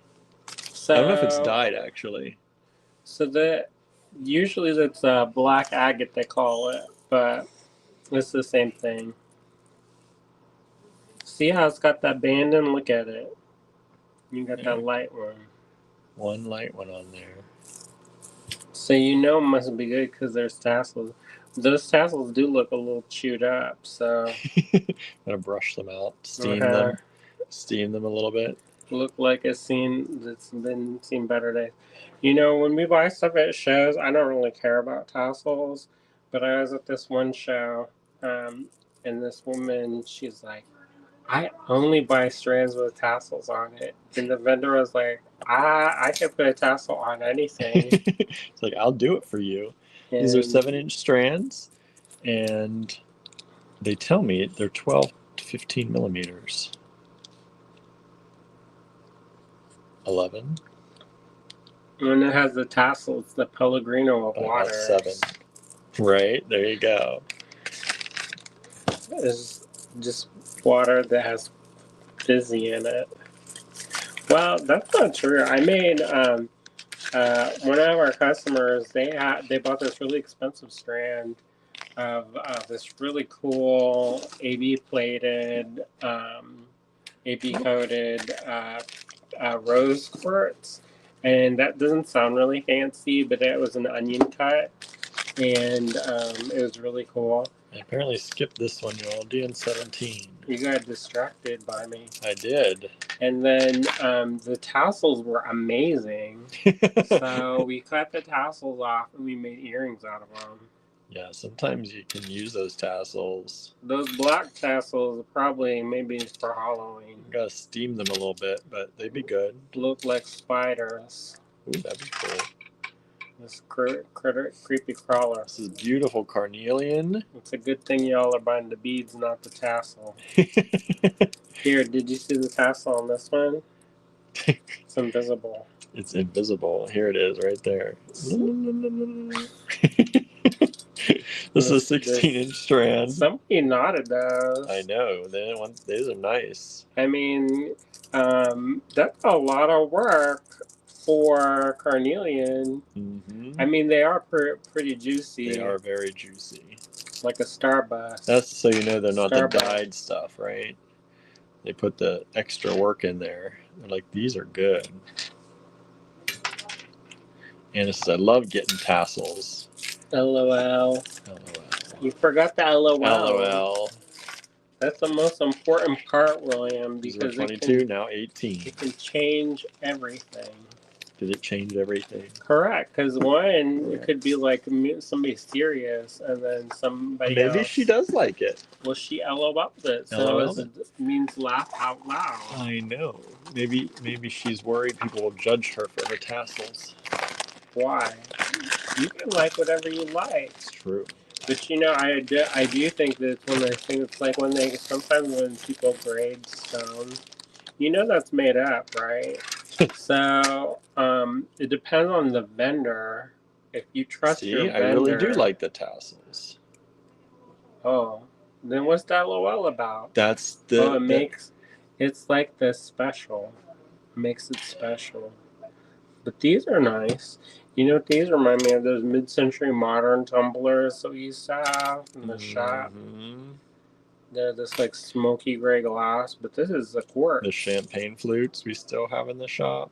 Oh, do we? Mm-hmm. No, we had tumblers. Yeah. Like when the people drink the whiskey. What's that called? Whiskey. Highball? Oh, that's not right. That's something different. These are 16-inch strands. These are smoky quartz, 8.5 millimeter rounds. Believe it or not, I was a bartender at one point. How'd you do at that? I used to make a lot of money, but it's mostly because I listened to people. Yeah, you do listen to people good. And also, I did not work there very well. This is, I think the tassels make the strands look a little nicer. Sometimes. You know what it's for? It says that they don't get stolen.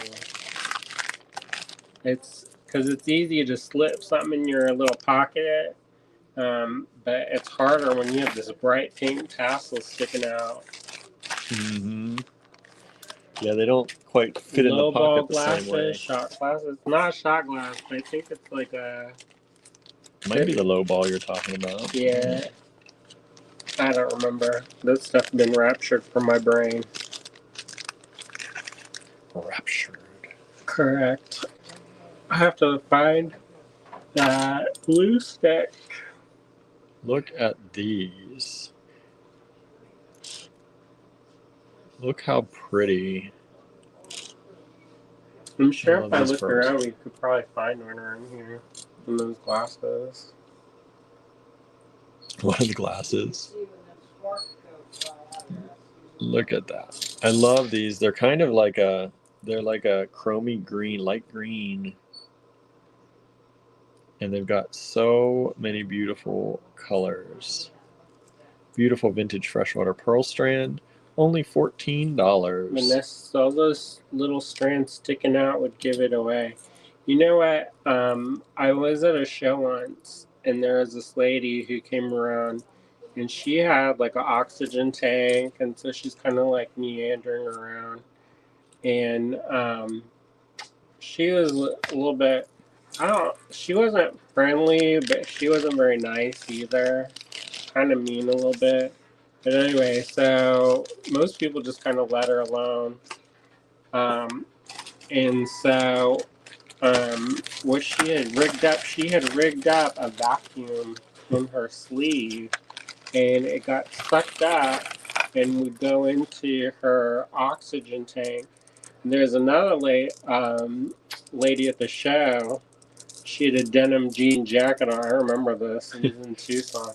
The one was in Milwaukee. But anyway, so when the strands got sucked up in the vacuum and they rattle real loud, Then she said, "Oh, it's just gas." But the one lady, she had put it in her. She cut out.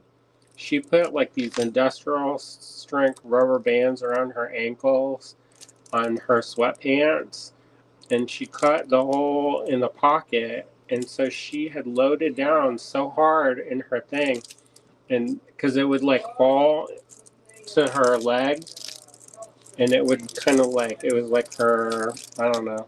But anyway, so what ended up happening, it got so full that the strands started coming out. Kind of looked like she had elephantitis because all lumpy and kind of like swelled up like. But anyway, so she got caught because she was walking kind of quick, trying to get away from somebody, and the strands started coming out and leaving a trail. Oh boy. But she got caught. Both of those ladies, they got caught, and That's good. yeah, they said that they had stole like one of them had stole like $40,000. She was picking up them high end strands. Mm-hmm. That's no misdemeanor right there. But you know what? They just made her give it back, and then I don't think she ended up doing anything because I saw her later. Guess it would be up to the certain vendors to file a police report, probably. The one I saw her the next year. Oh boy. I said, because I didn't want to like call her out. You know how it's like at Disney, you don't want to make anybody ashamed of themselves. Even the thieves. So I said, "Oh, I remember you." Make sure she knows. Yeah, I did like how my mom watches the booth, where it's like an eagle eye, slightly uncomfortable. I used to tell her, I'd be like, Mom, could you like not stare at them so hard, be like they're gonna steal something? She's like, well, they might. They might. But she said that in front of the customer. I was like, boy. also maybe don't say that you are suspecting them of stealing. Hello, Laura. Thank you for joining us. Your package came today, by the way. So there was a man at the Baltimore Intergem show who created a special 3-piece suit just to steal. I bet you got all this story. I bet. I bet. 16-inch strands, multi-gemstone strands, $14 each. Most people, they just stick it in their pocket. Usually it's little kids that do it. But, you know, it depends on the show. But when you do shows, you see all kinds of stuff. Yeah. Like the first show I did was in Pittsburgh, actually. And I saw somebody get body checked. And I was like, they must really want to see the beads. and she got confrontational. Like the one, everybody like looked at her nasty, and she's like, "What?" And oh boy. she's gonna knock over somebody else too to get the beads. She's not playing around. You know what? It worked too. She got plenty of space. Somebody crowded her. But she did. Oh, look at those! I know. That's hey, a how nice come it's strand. so cheap? I know. This is a nice strand. Yeah. Those are extra. Extra nice. Those ones I use in my project. 16-inch strand. There we go. Laura says, very good. So Mandy can come to the store starting Friday. Yep. Friday, Saturday, or Sunday. Mandy? Yeah. Oh, the person for the dog? For the dog. Yep. They still got the dog? I think so. 7.7 millimeters approximately on those. Those are big ones. Those are big ones. Juicy. Juicy. Nice Liz light Taylor. white color. White pearl. Not white diamonds, white pearls. Only $26 today. I make it up for y'all. Making it up. Don't sue us, Liz Taylor. Estate. Right. I'm talking about my friend Liz. Right. She lived in Des Moines. Des Moines.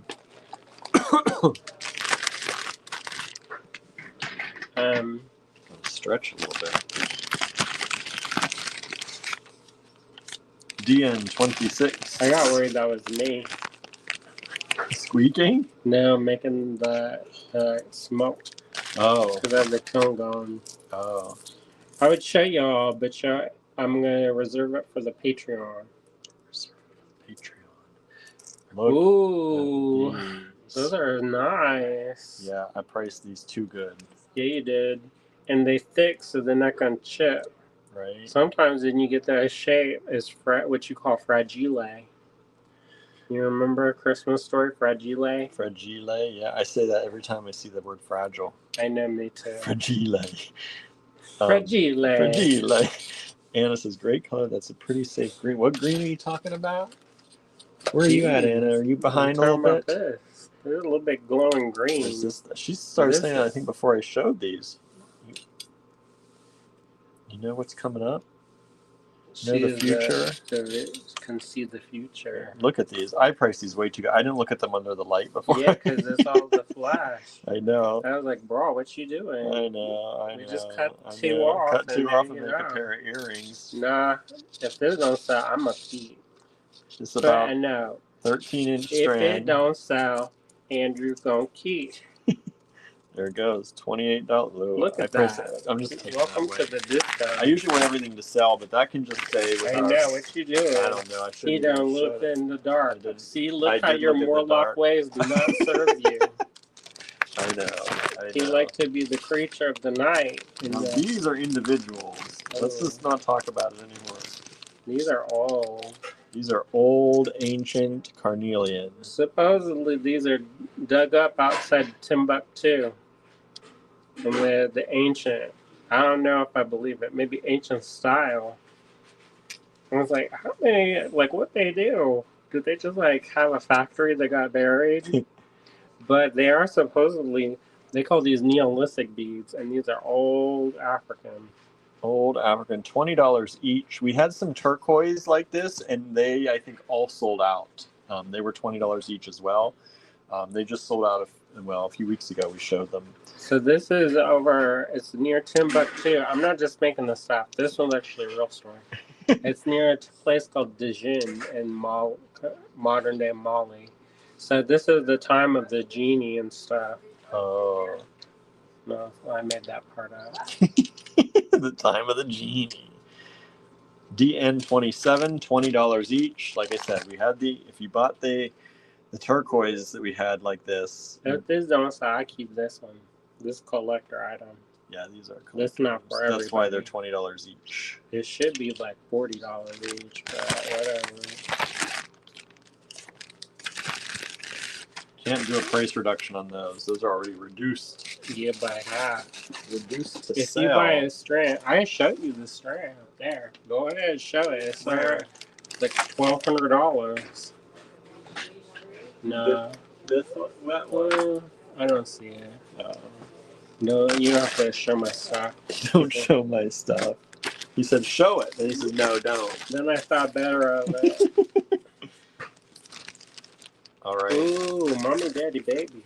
Yeah, this is. Here, get the stroller. Get the stroller. Do y'all like free association? Ooh, look at it. This is green fluorite. This one, I'm going to steal the show. How come you marked that down so much? I know. You lost your mind. I know. Giving everybody a good deal. This Trying to make some 1990 money. prices. These are actually like 1990 prices. Bro, what you doing? I know. They're getting a good deal if they pay with less than market value. Trying to entice people today. Well, I hope you all enticed because my face is getting hot. 16-inch strand. That's called the fire starter. Green fluorite. These are approximately 17.3 by 14. There's a little something mixed in with that. This one just straight up fluorite. Because it's got that little bit of that white matrix. A little something in there. Those are really pretty. DN28. Those ones are particularly nice. And also, like I said, they're not thin in the back. Nowadays, they make that stuff as paper thin, and the chip you look at it sideways. A quarter of the thickness. But now, that's the old one. So the old one from the 90s. It is. I'm not making it up. Not making it up. Sometimes I just free associate, but that one is not free associate. DN. See, Anna is behind. These are beautiful pearls. She's behind. You're running behind, Anna. YouTube, you can watch behind. That's why we say that. You're talking in the past. In the past. It's like those stars. Did you know there's this? Oh, look at those. What you doing? Oh, here on prices down. You know, those used to be over. My price used to be 120 back in the day. I'm not Ethiopian kidding. opal. Look, the rainbow's gonna flash in these are your not eyeballs. Ethiopian. They're marked Ethiopian. Mm. I think these are Australian. Yeah, look at this one. Is definitely. This one is a little bit Angela's more loving the yellow. opal. Look at that. You're gonna get bewitched. There are 2 strands here. They were $90 each. That's like Lisa Frank done designed that. You got some rainbows and kittens gonna shoot out from that laser beam in the eyes. 2 strands available down to $72. These ones are already done again. I'd restring it. You could restring them if you want. They're super light. I'll restring it. Because look how they did the crimps, alright? The crimps are not They done. flattened it. Yeah, they You all flattened it. who make the jewelry now, you use a crimping plier. Yes. I mean, one But guy, these are he also wore it. These are also exceptionally light. Mm-hmm. It's not like one you're, dude, he wore some opals, and he said he wore it every day for a year. for a full year. And he never took it off. He went swimming in the ocean, so showered with it. You probably shouldn't do that with opals, bro. Right. But he did. And then it broke. And then he's like, I'm not gathering them all up. So then he came back and bought another one. So do you just have opal like rattling around the house? Right. Because I'm not going to sweep that. Look at that. That's the King Daddy strand. Look at that. Look at it. Look at it with your eyes. So there are 2 strands available.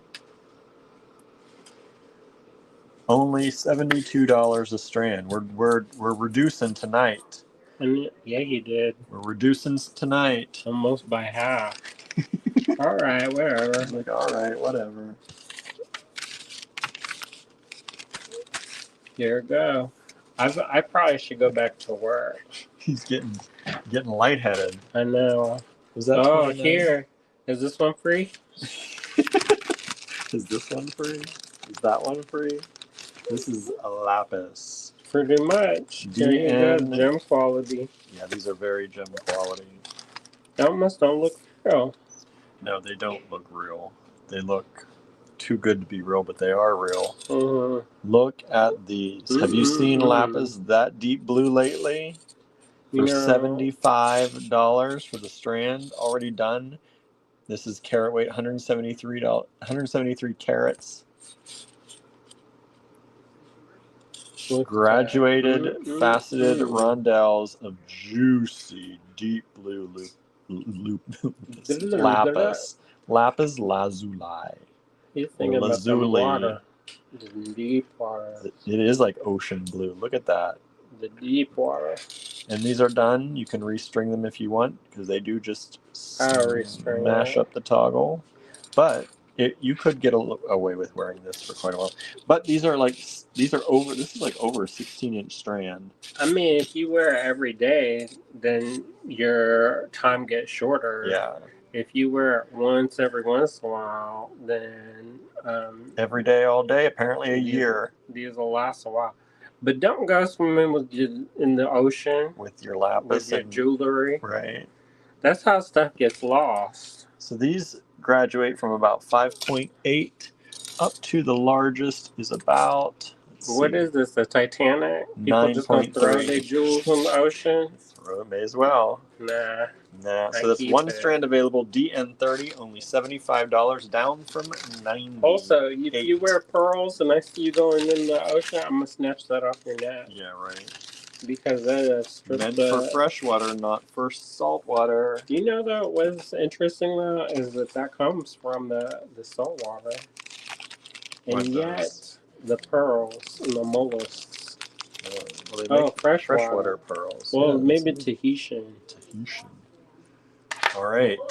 Look at this beautiful strand. Look at that little speckled one. I know. That's one of my favorites. Look at that.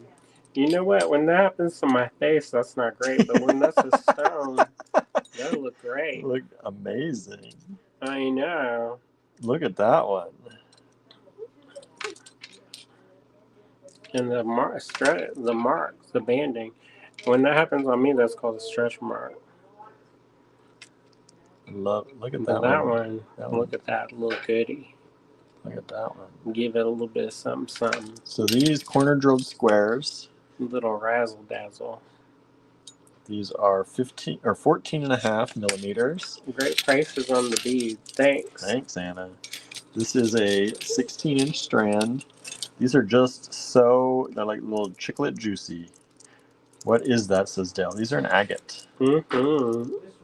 Look, there's almost, I saw blue somewhere. Like That's right there, 'cause it- gray blue right there. That's because it's got that. It's related to blue chalcedony. Mm-hmm. So you're gonna get to see them flashes. It's got that kind of milkiness. Luscious. $18 only. I priced that way low. Mm-hmm. That's $19.90 prices. Yeah, it probably is. Really? Hey, oh yeah, you do can you just set it on the table over there. That's fine. Okay. It's for here anyway. Yeah.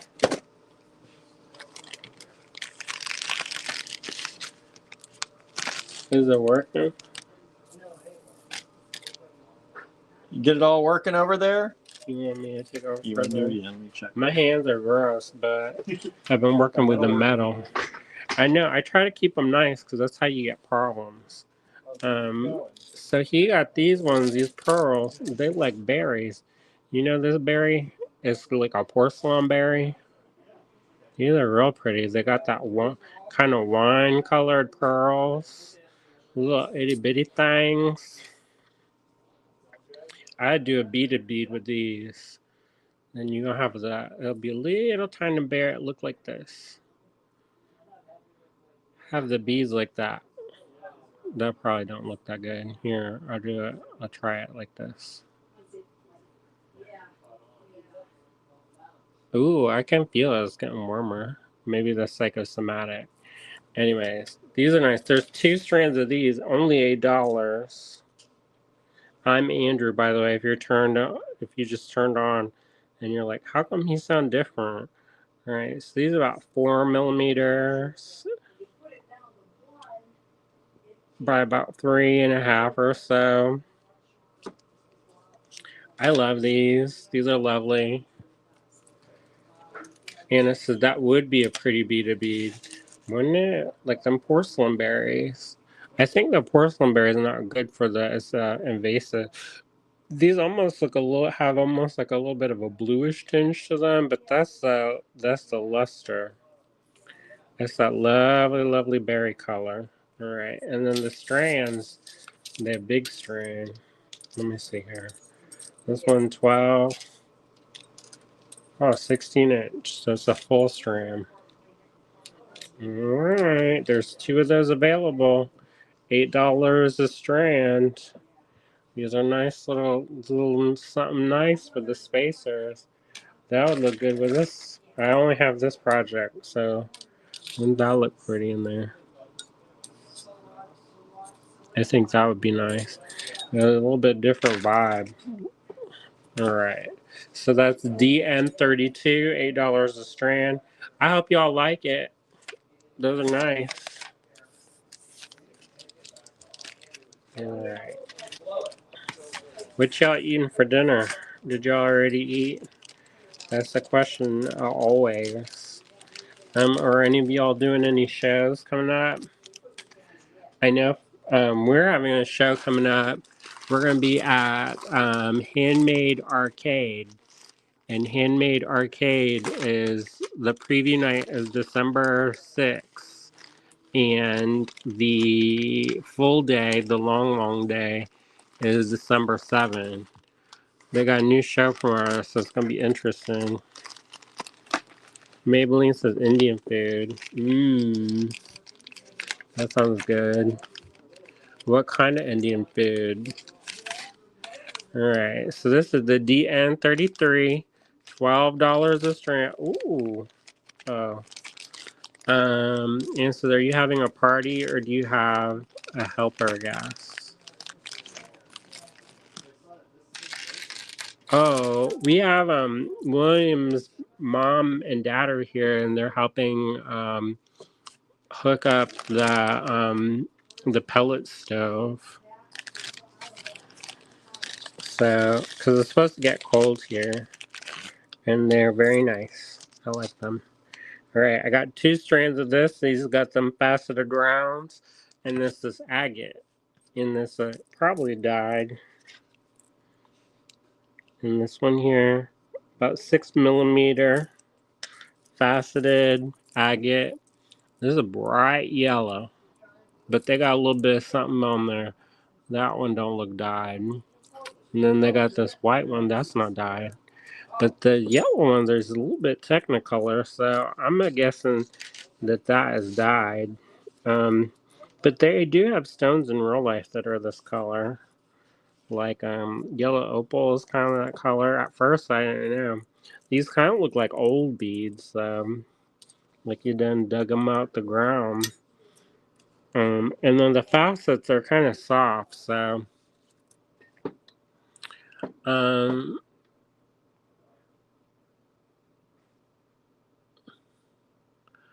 Dominion Movement says, I have some gifted pearls, cream and purplish hued from childhood. I'm hungry but need groceries, but it's getting late already.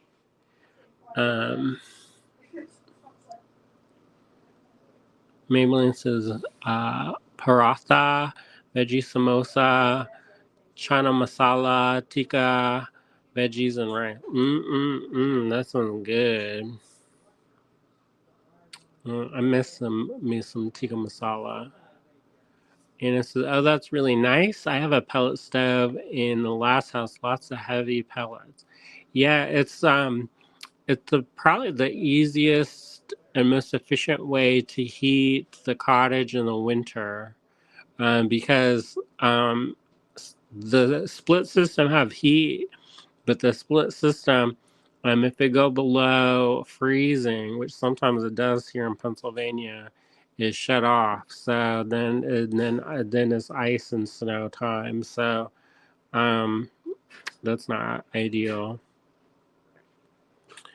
Um, Norma says, I'm going to be in Pittsburgh December 4th and 5th, but can't stay for the show. Well, we'll probably be getting ready for the show. That's a shame we're going to be one day apart. I'm trying to think. Normally, I would say we should meet up, but I don't know what kind of show prep we got to do, so I'm not going to make no promises, because usually the day before a show is, if I had hair, I'd pull it out. Maybe I pull out my leg hairs and be like a leg model or something. Maybelline says, all frozen and ready. Tee-hee, thanks to Trader Joe's and local shop. You know, we got one of them chickpea pizzas, and it was on sale for like $2. And it was delicious. And it was like an Indian-inspired vegetarian pizza. It was great. And the crust was crunchy. You know, sometimes them frozen pizzas, they don't, the crust is all mushy, like sadness and despair. But when they get nice and crunchy like that, it's good. They had some flatbreads with pumpkins on it, and at first I was not convinced about it, but it was dang delicious. I would eat that times 2, maybe times 10. Maybe we make a trip to the Aldi. Oh, that's what I'm thinking about, Aldi, not Trader Joe's, because Trader Joe's is far away. All right, so that's DN33. Got 2 strands of those, $12 a piece. Maybelline says, frozen food's gotten so much better than when I was younger. You know, it has, hasn't it? Used to be when they, you know, and it's a good way to preserve things too. So you just heat it up and it's almost like it's fresh. I remember when I was growing up, when we saw that come out, we'd be a little bit disappointed. But you know what? Oh, this one's pretty. Ooh, I think this is one of my strands.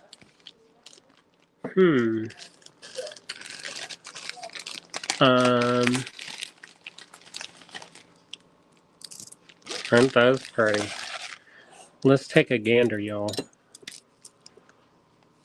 Look at this. You're gonna get bewitched by this rainbow. Don't look too close at my nails though, because I've been working on the metal.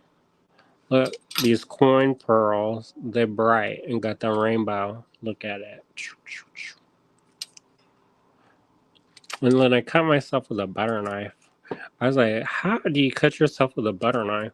But I just got it right where the striations, the butter knife kind of rubbed in the wrong way. And so I ended up getting cut. But anyways, here's some golden hued freshwater pearls. These are coin pearls. I love these. I do think that these used to be mine. I've been digging in my stash. Anyways, so they go, they're about 11 and a half. I'm guessing they're trying to do 12. And then by, let's see how thick. This is by 5. Make this and then go and make some earrings out of that. That'd be real pretty. Or a bracelet, or necklace, anything. I set that and make a ring, which I'm not afraid. That's real pretty. I like that. Anyways, this is DN34, and it's $24 for the strand. See, William, he says that people like me better, but then the numbers drop. So I don't know if that's exactly true. Alright, so that is 17-inch strand. Almost 17 inches. You know, I'm not very good at canning, but one day I'd aspire to it. Dominion says, I learned how to make pizza crust from scratch. Could then make other things with it, including breadsticks, garlic breads, donut like sweet sugar dusted. Suzanne says, I'm here. Well, thank you, Suzanne. Yeah, I'm not good at pie crust or pizza crust. But everybody has their strengths, right? Like pie crust, I'm terrible at pie crust. And it's just flour and butter. And somehow I mess this stuff up.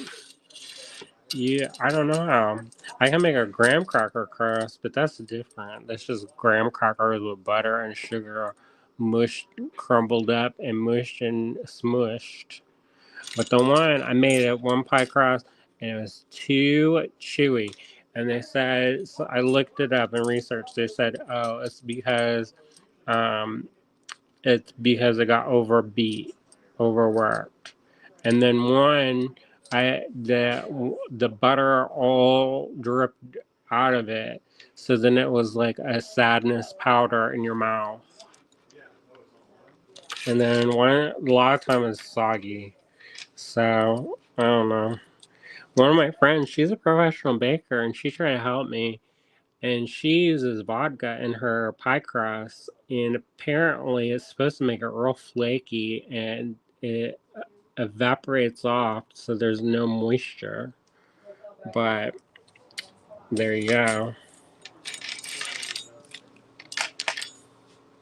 And this is finally back. Lost YouTube for a bit. Well, thankfully I'm slow, so you didn't miss much. But these pearls do look double dang good, don't they? Suzanne says, how can the butter drop out of it? You know, I don't know how that happened, but what ended up happening is somehow the butter, I think I put the butter in too warm, and it didn't do the thing that it was supposed to do. So it ended up being like a slightly wet but dry, mushy powder. And I don't know how to describe that. It was not good.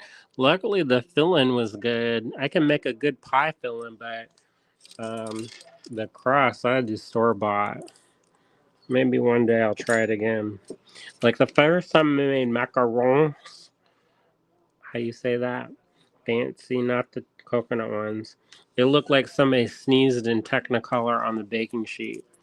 It looked a hot mess. And then they're like, oh, it's so easy, so easy. It's not, y'all. There's actual science that goes into that. So when I cook, I kind of cook with my heart. I don't measure a lot of stuff, and I know that that's probably part of my problem. Because I don't know. So they're over here like the Bake Off. They got the scales out, and they're gonna weigh this and weigh that, and yeah. Oh, here go. DN35, $38 a strand. Ooh, one strand of this, and it says baking is chemistry. Yeah, I don't know that chemistry. You know, I love chemistry though. Not like balancing equations and stuff, but like if it's like alchemical, I'm interested. Like there, somebody was in one of those enameling groups, and they started talking about botanical stuff, and I was like, you could use this and this and this and this and this, and somebody messaged me, and they're like, how do you know all this? And I was like, well, I read a lot, and also, I do a lot of like I like to go on walks, and so I like to learn about plants, and I also love making my own art supplies. So I'm very curious about lake pigments and seeing if those will work in enamel, but I have the sinking suspicion that they will not. But they would work in powder coat, so let's not all everybody sneeze at powder coat, because look at these nuggety faceted juiciness of carnelian. And this is baking, you have to use measurements. Cooking is more forgiving. Yeah, I can cook, but I can't bake very good. I can make a cake, but that's because I make the same cake over and over and over again. I don't even need a recipe for the cake. Again, I measure with my heart, so but that cake is awfully forgiving. Um, what's happening? They're marking where the pipes go together. Don't we use them my identity pen for? So it stays. Hmm. These are almost out anyway. I'm very territorial about my identipens, y'all. Maybe Melissa, agree, Anna. Yeah, I know. You can't measure with your heart with baking. But you know what? Some people they just know the recipes. I'm not like that. I gotta look that stuff up and then I kinda ignore the recipe. Dominion says, I made the best fluffy pizza crust bread at high altitude, but not the same at low altitude at all. More like hardtack. Oh, that's unfortunate. But you know, I like a crunchy pizza crust. You know, I like a thick one too, so I like it all. Some people like, oh, Chicago is not real style pizza, but I like it. I like all the styles. This is one of my favorite foods, I think. What are your favorite? I love dumplings, pizza, pasta, and fruit. The favorites. Anna says, yes, baking is a science art. Andrew, you perfected your cake measurements the more you do it. Yeah. I've also messed that cake up too. I just don't talk about it.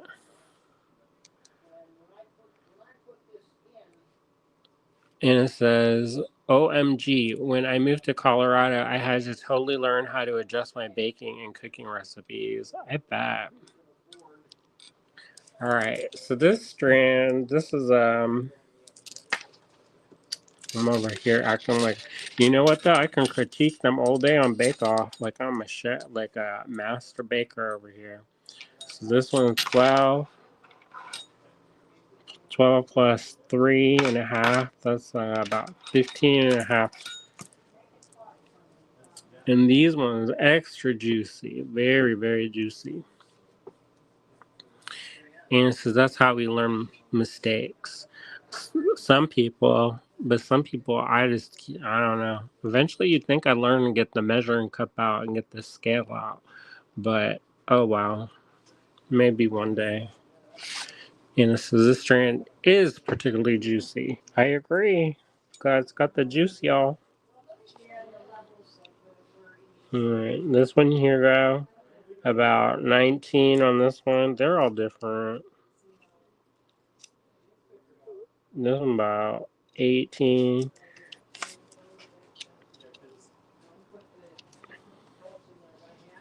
This one about 20. So they all different. And this one about 10. And this one about 10. I heard the word burn down. Watch. We gotta adjust the camera so that we can watch the pellet stuff. It's supposed to go freezing tonight, I think. Laura says, luckily my favorite food is Japanese food. I like the Japanese food, but I've also had some very unusual combinations, and I'm not saying it was bad. I'm just saying I was not ready for it. Like I had this stuff, I think it's called natto, and it's these basically rotten soybeans, and it had like a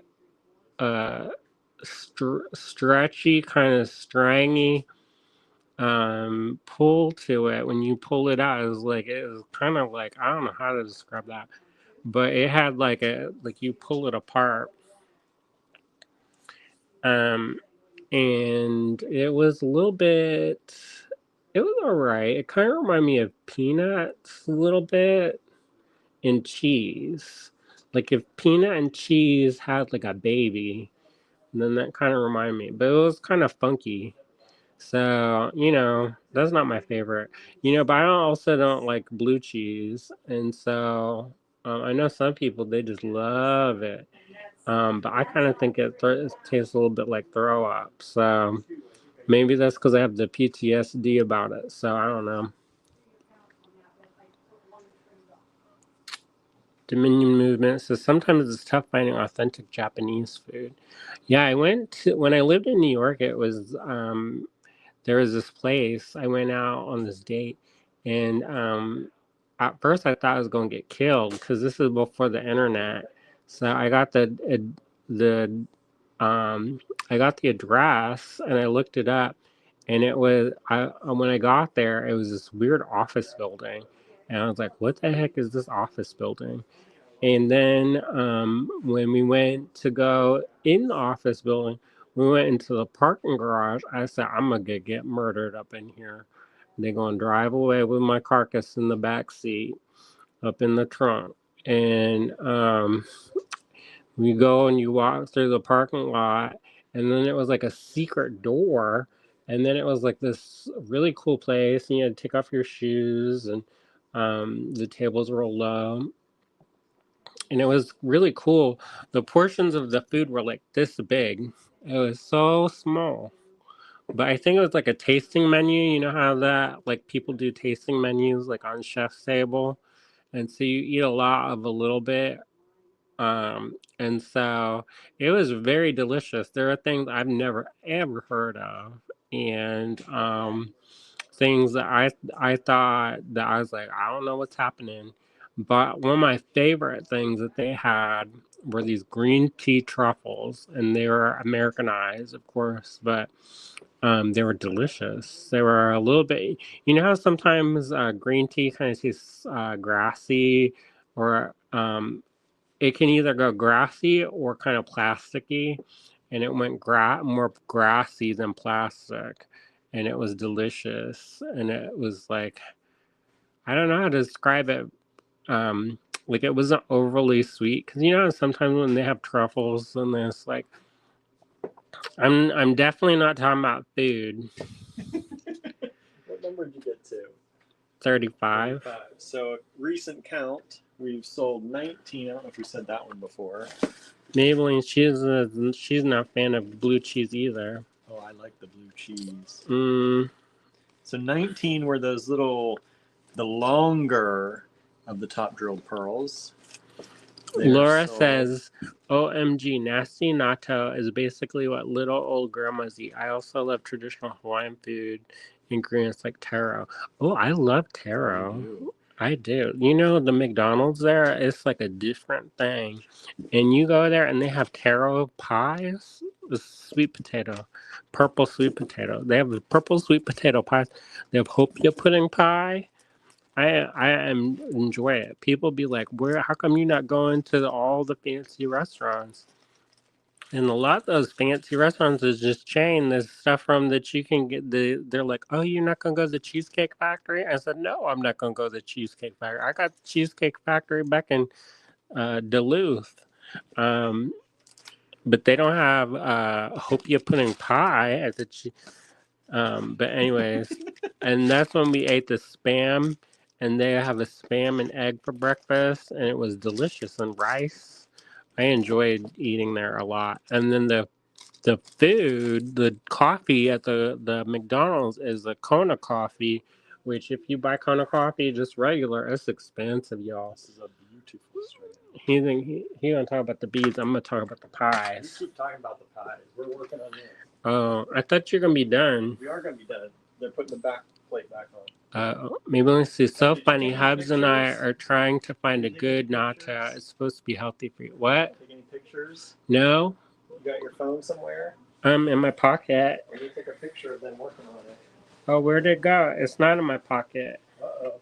You're without your phone? I know, because I came over here briefly. 7 hours later. Yeah, you know, a lot of those stinky foods is supposed to be real good for your digestion. Like the kimchis and stuff. They're supposed to be really good for your digestion. Susan says, I love green tea ice cream. Me too. Maybelline says, I love taro chips, but very pricey. You know what? I need to get one of them air fryers. When we got married, we should ask for an air fryer because we said, oh, we don't need any gifts. And so, because we already got a bunch of stuff. I should put air fryer because that would have been useful. But you know, because I have a deep fryer, but I'm trying to stay away from deep fried foods. So the air fryer is supposedly healthier. Dominion says like mochi. I love mochi. Laura says you are making me homesick. Anna says Hawaii is the number one consumer of spam. Well, they have this stuff called musabi, and they make a brown sugar soy sauce glaze that you put anything in it, and it's delicious. And you eat that with the rice, and the rice cuts down because it's a little bit salty, and because the sugar is caramelized, so it gives it this kind of almost like a syrupy texture. Delicious. I was like, you know what? I was suspicious of spam, and I never was like, I was like, oh, spam. Because here, you know, they just, it's like cold and like sad, like, you know, not any flavor to it. But there, they grill it up and gets that good grill and then put that sauce on it. And then I was like, "What is this?" And they're like, "Oh, it's spam." And I was converted, but then I got unconverted because we're vegetarians. So unless they have vegetarian spam, I don't foresee me eating that. Maybe let's see. Yes, Kona coffee. Yeah, it's one of my favorites. The iced coffee, I would get that. Oh, like it's just like IV that's drip into my veins because I love the iced coffee, the Kona coffee there, the iced coffee. Since now I'm hearing that Monty Python song about spam. I've never heard that, or I blocked it out. I don't know. Laura says, supposedly we are supposed to drink green tea and eat mushrooms every day. Okay, that sounds good. You know, green tea has caffeine in it. So, William, he bought a bunch of green tea because he's like, oh, it doesn't have any caffeine. I was like, bro, it has more caffeine. And so now I have a bunch of green tea that I have to drink. Maybelline says, I love Musabi. Vanessa, when we lived in Hawaii, we ate a lot of spam.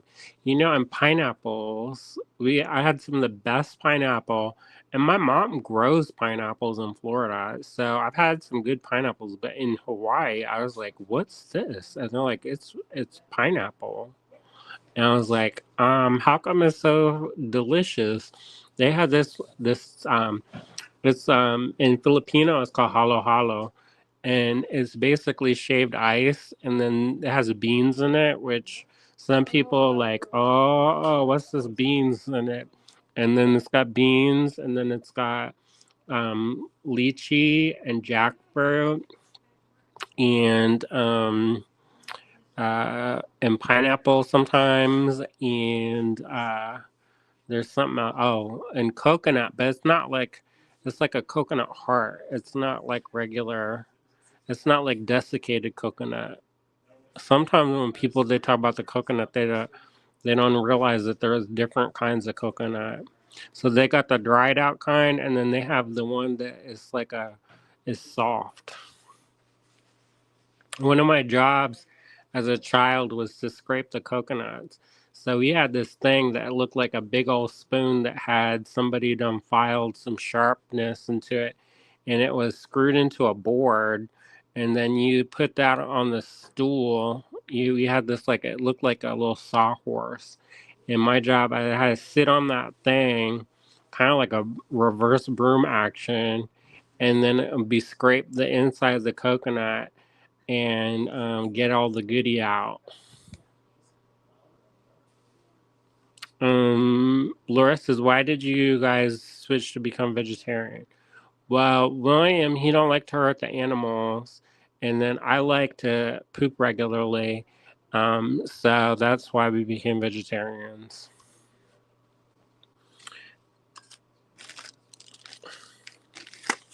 See, everybody, all the other channels, they don't talk about food. I hope this strand sold because we really looked at it real hard for like half an hour there. Um, all right, what's next? Ooh. Vanessa says, the coconuts here don't count as coconuts, at least to us. Yeah, there's all different kinds. There's green coconut, some brown coconut. And the green coconut, you can get some of the. I've been to Tucson where you can get the coconuts, and there's this dude with a machete and an cooler, and he goes around. He chop off the top, and you can drink the coconut water. And it's supposed to be very good for hydration. And then if you get a spoon, then you can spoon out the goodie, and it tastes good. All right, so this is DN36, only $26. It's for some top drilled kind of silver pearls. Look at those. Look at that. It's got what's called a cast shadow, and it's picking up that blue. Look at it glowing at you in your eyes. That one's got a little bit purple. Vanessa says, yes, they do that on many islands. I love fresh coconut.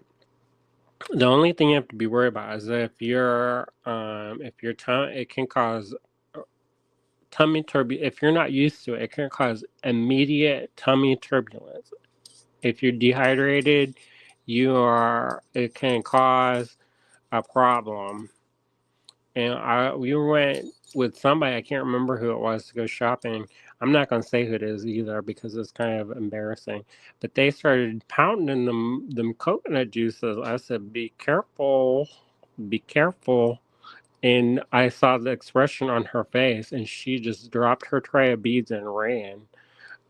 Because, if you're not used to it and you're a little bit dehydrated, then that's a little bit too much hydration and it goes right through you.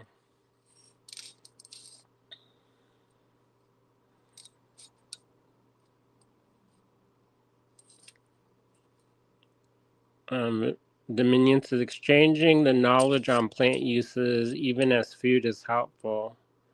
I think it's good. Having knowledge is always nice. The more you know, right? Anyways, these are dang beautiful. I like them. I kind of want to make something with these. Look at that. That looks like it's a little studded, like a plant. You know how the plants sometimes have the little nubbins? Alright, so these about 5.5 by. It got real quiet, so I don't know what they're doing. William, he done left. He's like, bye. Look, there's another car here. By 7, 5x7 by. Let's see here. What we got? There's another 5. 5.5 by 7. Here you go. I love these. These are very pretty. So this is DN36, $26 for these. These are gray, but they have like a lavender and a little bit of blue. So the luster is particularly nice. Can you see it on screen? I can see it in real life, but I can also kind of see it on screen. But these are real pretty. Susie says, so pretty. Like if you just like take a passing glance, they look gray, but then when you look closer, you see all those colors. Vanessa says, I can see the blue. Oh, good. That's DN36. You can get a whole strand of that.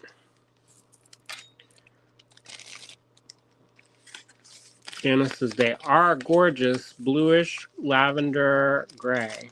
Beautiful. Thank you, thank you. I think those are particularly nice. You know, one of the things that I love to do when I travel is eat. That's one of my favorite things because you get to experience stuff in a different way, I think. You know, this is DN38, $20. I'm excited for the Italy trip and I hope it works out. This one here, whoa, look at this, $20 for this. That's pretty much already done. It's got some tassels.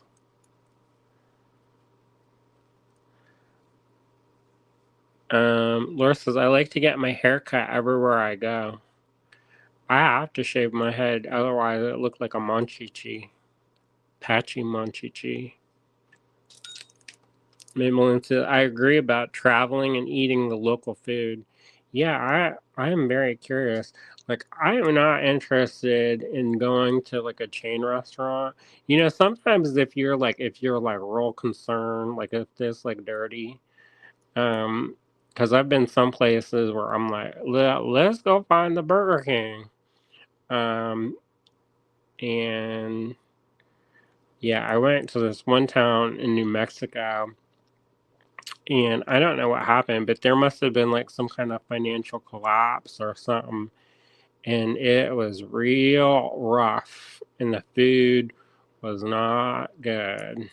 And you would think that the food would be good, but I don't know. I don't know. Everywhere we went there, it was not very good. So in that case, I would have found a chain place, but. So this is about 7-inch strand, and it's these little donuts.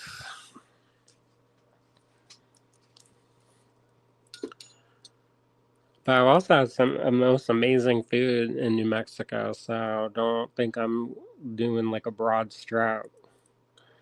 But we went to this one, I can't remember what the name of the town was, but it was off the highway, and it looked like a bomb had gone off. It was just like everything was like boarded up and closed up.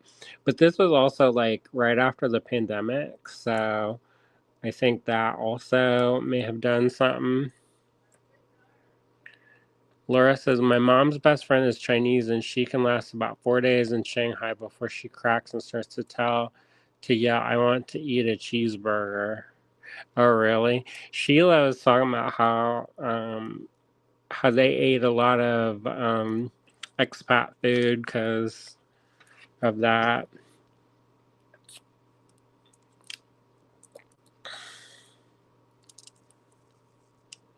Dominion movement says we were homesick away from the States in early 2000s spring break in Europe. England made Pizza Hut look real good. You know, I miss the one where you used to read books and you get a personal pan pizza. I was like, I would eat so many pizzas. Because I listen to audiobooks every night, y'all, while I work. That counts, right? I don't care if it doesn't, I still do it. So these are in between 6 and 7 thick. And then about, oh, 15.6. Ah, where'd he go?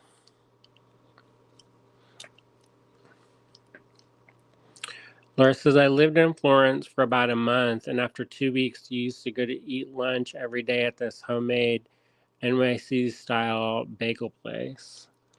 Well, you know, that's the thing, though. Sometimes you miss stuff. But I don't know. I'm going to eat my way. I'm going to find a way. I have really good luck at finding good places to eat. You know, bless his heart, William, he does not have good luck at that. So, but you know what? Maybe it will change. But we were in Baltimore, and he looked up good food. And you know how sometimes they put they have people who like put fake reviews to boost them up. Well, there's this one place, it was super, I'm sure the food was good, but the line was an hour and a half, y'all. And we had to go to class, so I was like, I don't know what we doing here. Let's find a place that's not have an hour and a half wait. And he's like gonna not put the name in for the seat and stuff and kind of like gently wait. I was like, we gotta go. So I found a place the next day because we didn't get to have breakfast that day. Um, and it was good.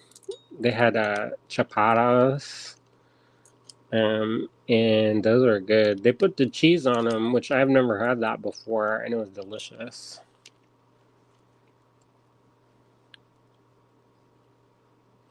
Laura says, you can find some amazing places to eat in Florence, but you can't eat out every day when you live there. I bet. I bet it's expensive. And also, somebody was saying, like, when you go to Japan, most people, when they eat out, they eat kind of like, they like are more decadent for the food. So, but like home cooking is very like clean and like a lot of vegetables and rice and stuff. And then, so like when you go out, it's kind of like your cheat day. So this one dude, he was talking about how he couldn't poop because he's eating all this stuff that, you know, you shouldn't eat that much. And they were there for a long time. And the person like, you know, the people don't regularly eat this for every meal. And he was like, oh, and kind of got his mind blown.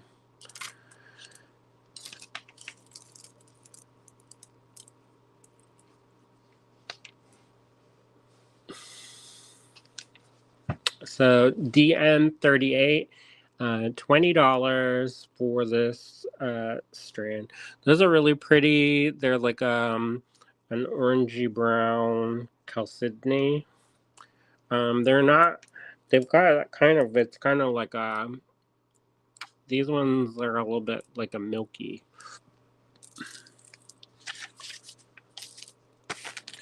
Laura says it's too expensive to eat out in Florence. Well, I'm gonna start. That's part of why we saving up to go to Italy because I get nervous. I don't like to go somewhere and then, you know, be disasperated. All right. Oh, we skipped some. Well,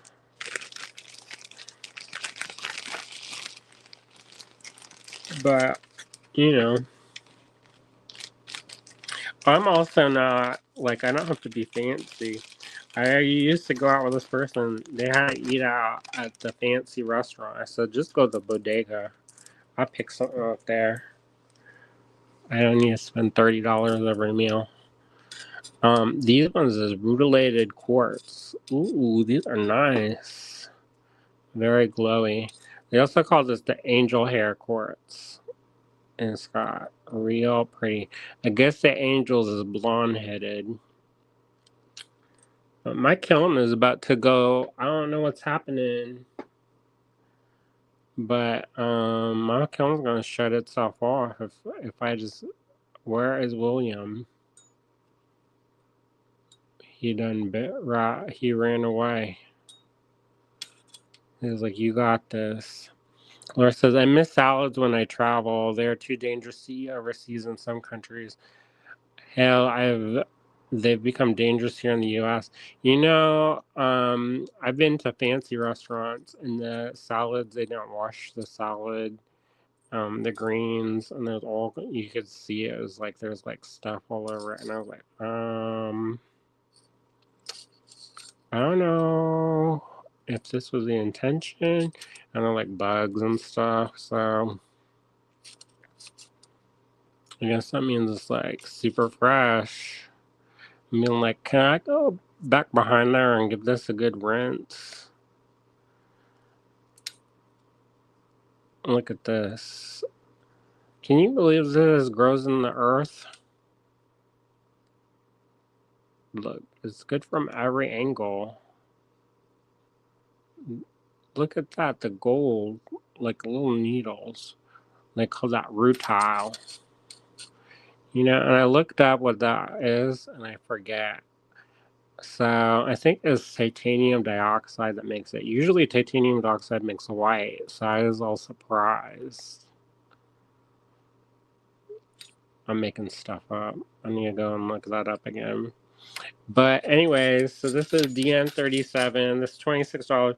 This is a good strand. You make your money back easy peasy with a pair of earrings with these. And from far away, they don't look like that much. But then you see that little flash of that gold in there. And then that's a razzle dazzle, y'all. And they're pretty consistent with the cut.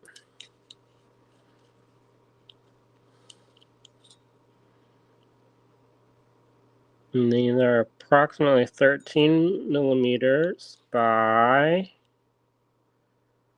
13 millimeters, 13 by 13 by 5. And how many you got on there? 2, 4, 6, 8, 10, 12, 14, 16, 18, 20, 22. 22 on there. And this strand is, there's a top.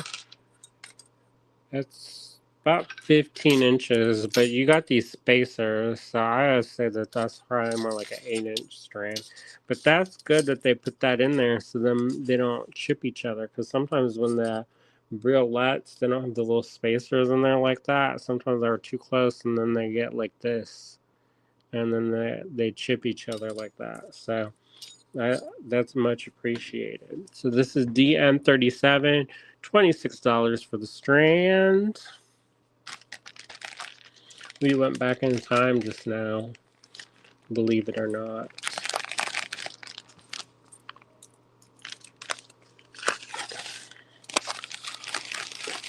All right. Ooh.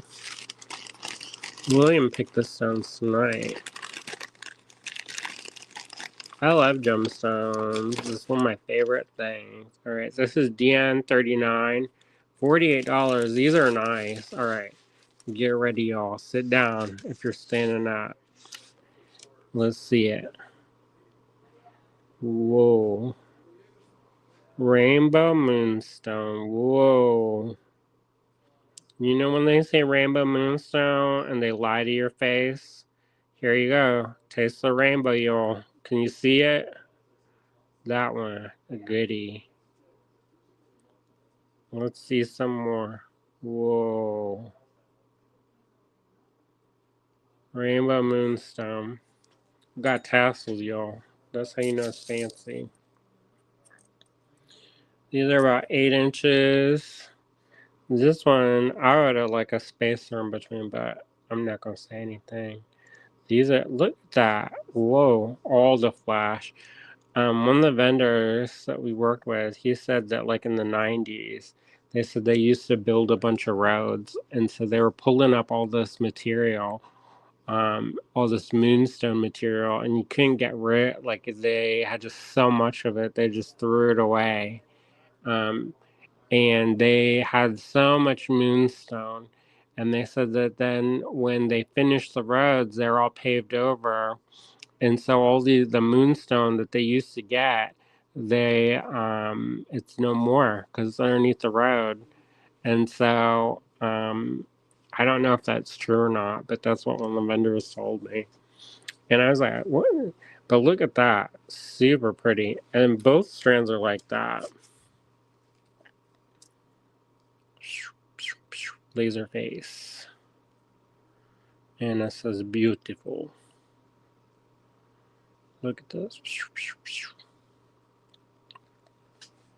Very pretty. 2 strands available. $48 a strand. Was 60. That's a good savings. You're not gonna see that. Normally, when you see the moonstone, it's a little bit dead looking, like it just looked like a white rock. Maybe there's some black. There's no black on these ones. And there's a little. Maybe there's a little fleck or two of blue. Laura says, I would believe it. My dad got permission to collect minerals in Hawaii before they built a mall. Yeah, there's some interesting things. There, even in Pennsylvania, apparently they found this like cave of stones, and it was in the mall. They built a mall on top of it, and the only way to get there is you had to go through the mall. And then in the basement, they had like this scary stairway, but you could get to the mine through there. But I think they closed it off because it wasn't safe.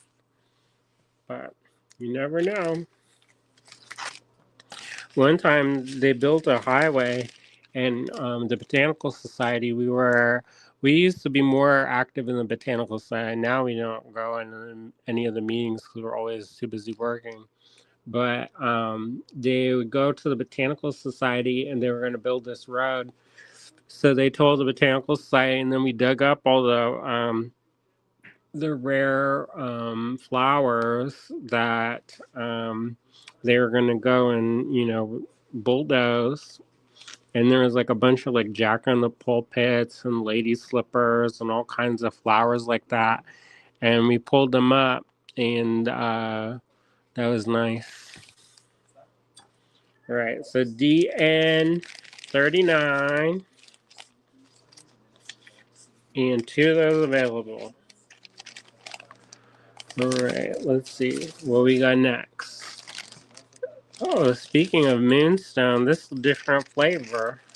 Used to there's only one flavor, Moonstone. Nowadays, you got all those different flavors. I picked these out in Tucson. So this one they call Natural Moonstone. So it's a little bit different. It's not. It's similar, but it's different in that it's got the cat's eye effect, but it doesn't have that kind of flash, that razzle dazzle flash of the rainbow moonstone that I was showing you. So it's kind of almost a little bit milky. Milky is probably not the right word, but it's got that nice kind of that it's not perfectly clear. It's got a little bit of something in there. And it comes in different colors. Apparently, the stone, depending on how it grows and what it's close to, will pick up and change colors depending on the minerals that are in the nearby um, area. And these ones are little squares, y'all. Look at that. Little squares. Them little goodies. And they've got you got peach, you got that kind of white, kind of clearish one. and then you got that kind of gray, and it's in that ombre. So I would put these and make my own little mini ombres of that, and that'd be super cute. And it's got these, I like that shape. It's a fun shape. Alright, so here goes this. You got 1, 2, 3 of these available. They're $18 a strand. Was 22, now down to 18. This is DN40. If you're interested in claiming anything, just send us an email to info@allegorygallery.com. Make sure to tell us how many you want, otherwise we're just going to assume one. So, anyways, that's it for tonight. I'm not going to flip it around because I'm a mess. So, I wasn't going to go on the camera. I was going to work on my enameling. So, I looked like the homeless or the unhoused or however you ever call it now. But, yep. Suzanne says, good night, everyone. Thanks so much, everybody. We appreciate it. And hopefully you all had fun tonight. It seemed like people were having fun. We talked about some fun things, which is always good. But anyways, hopefully you all are having a good Tuesday. I don't know if it's trash night tonight or not. But hopefully I'll get some more of my project.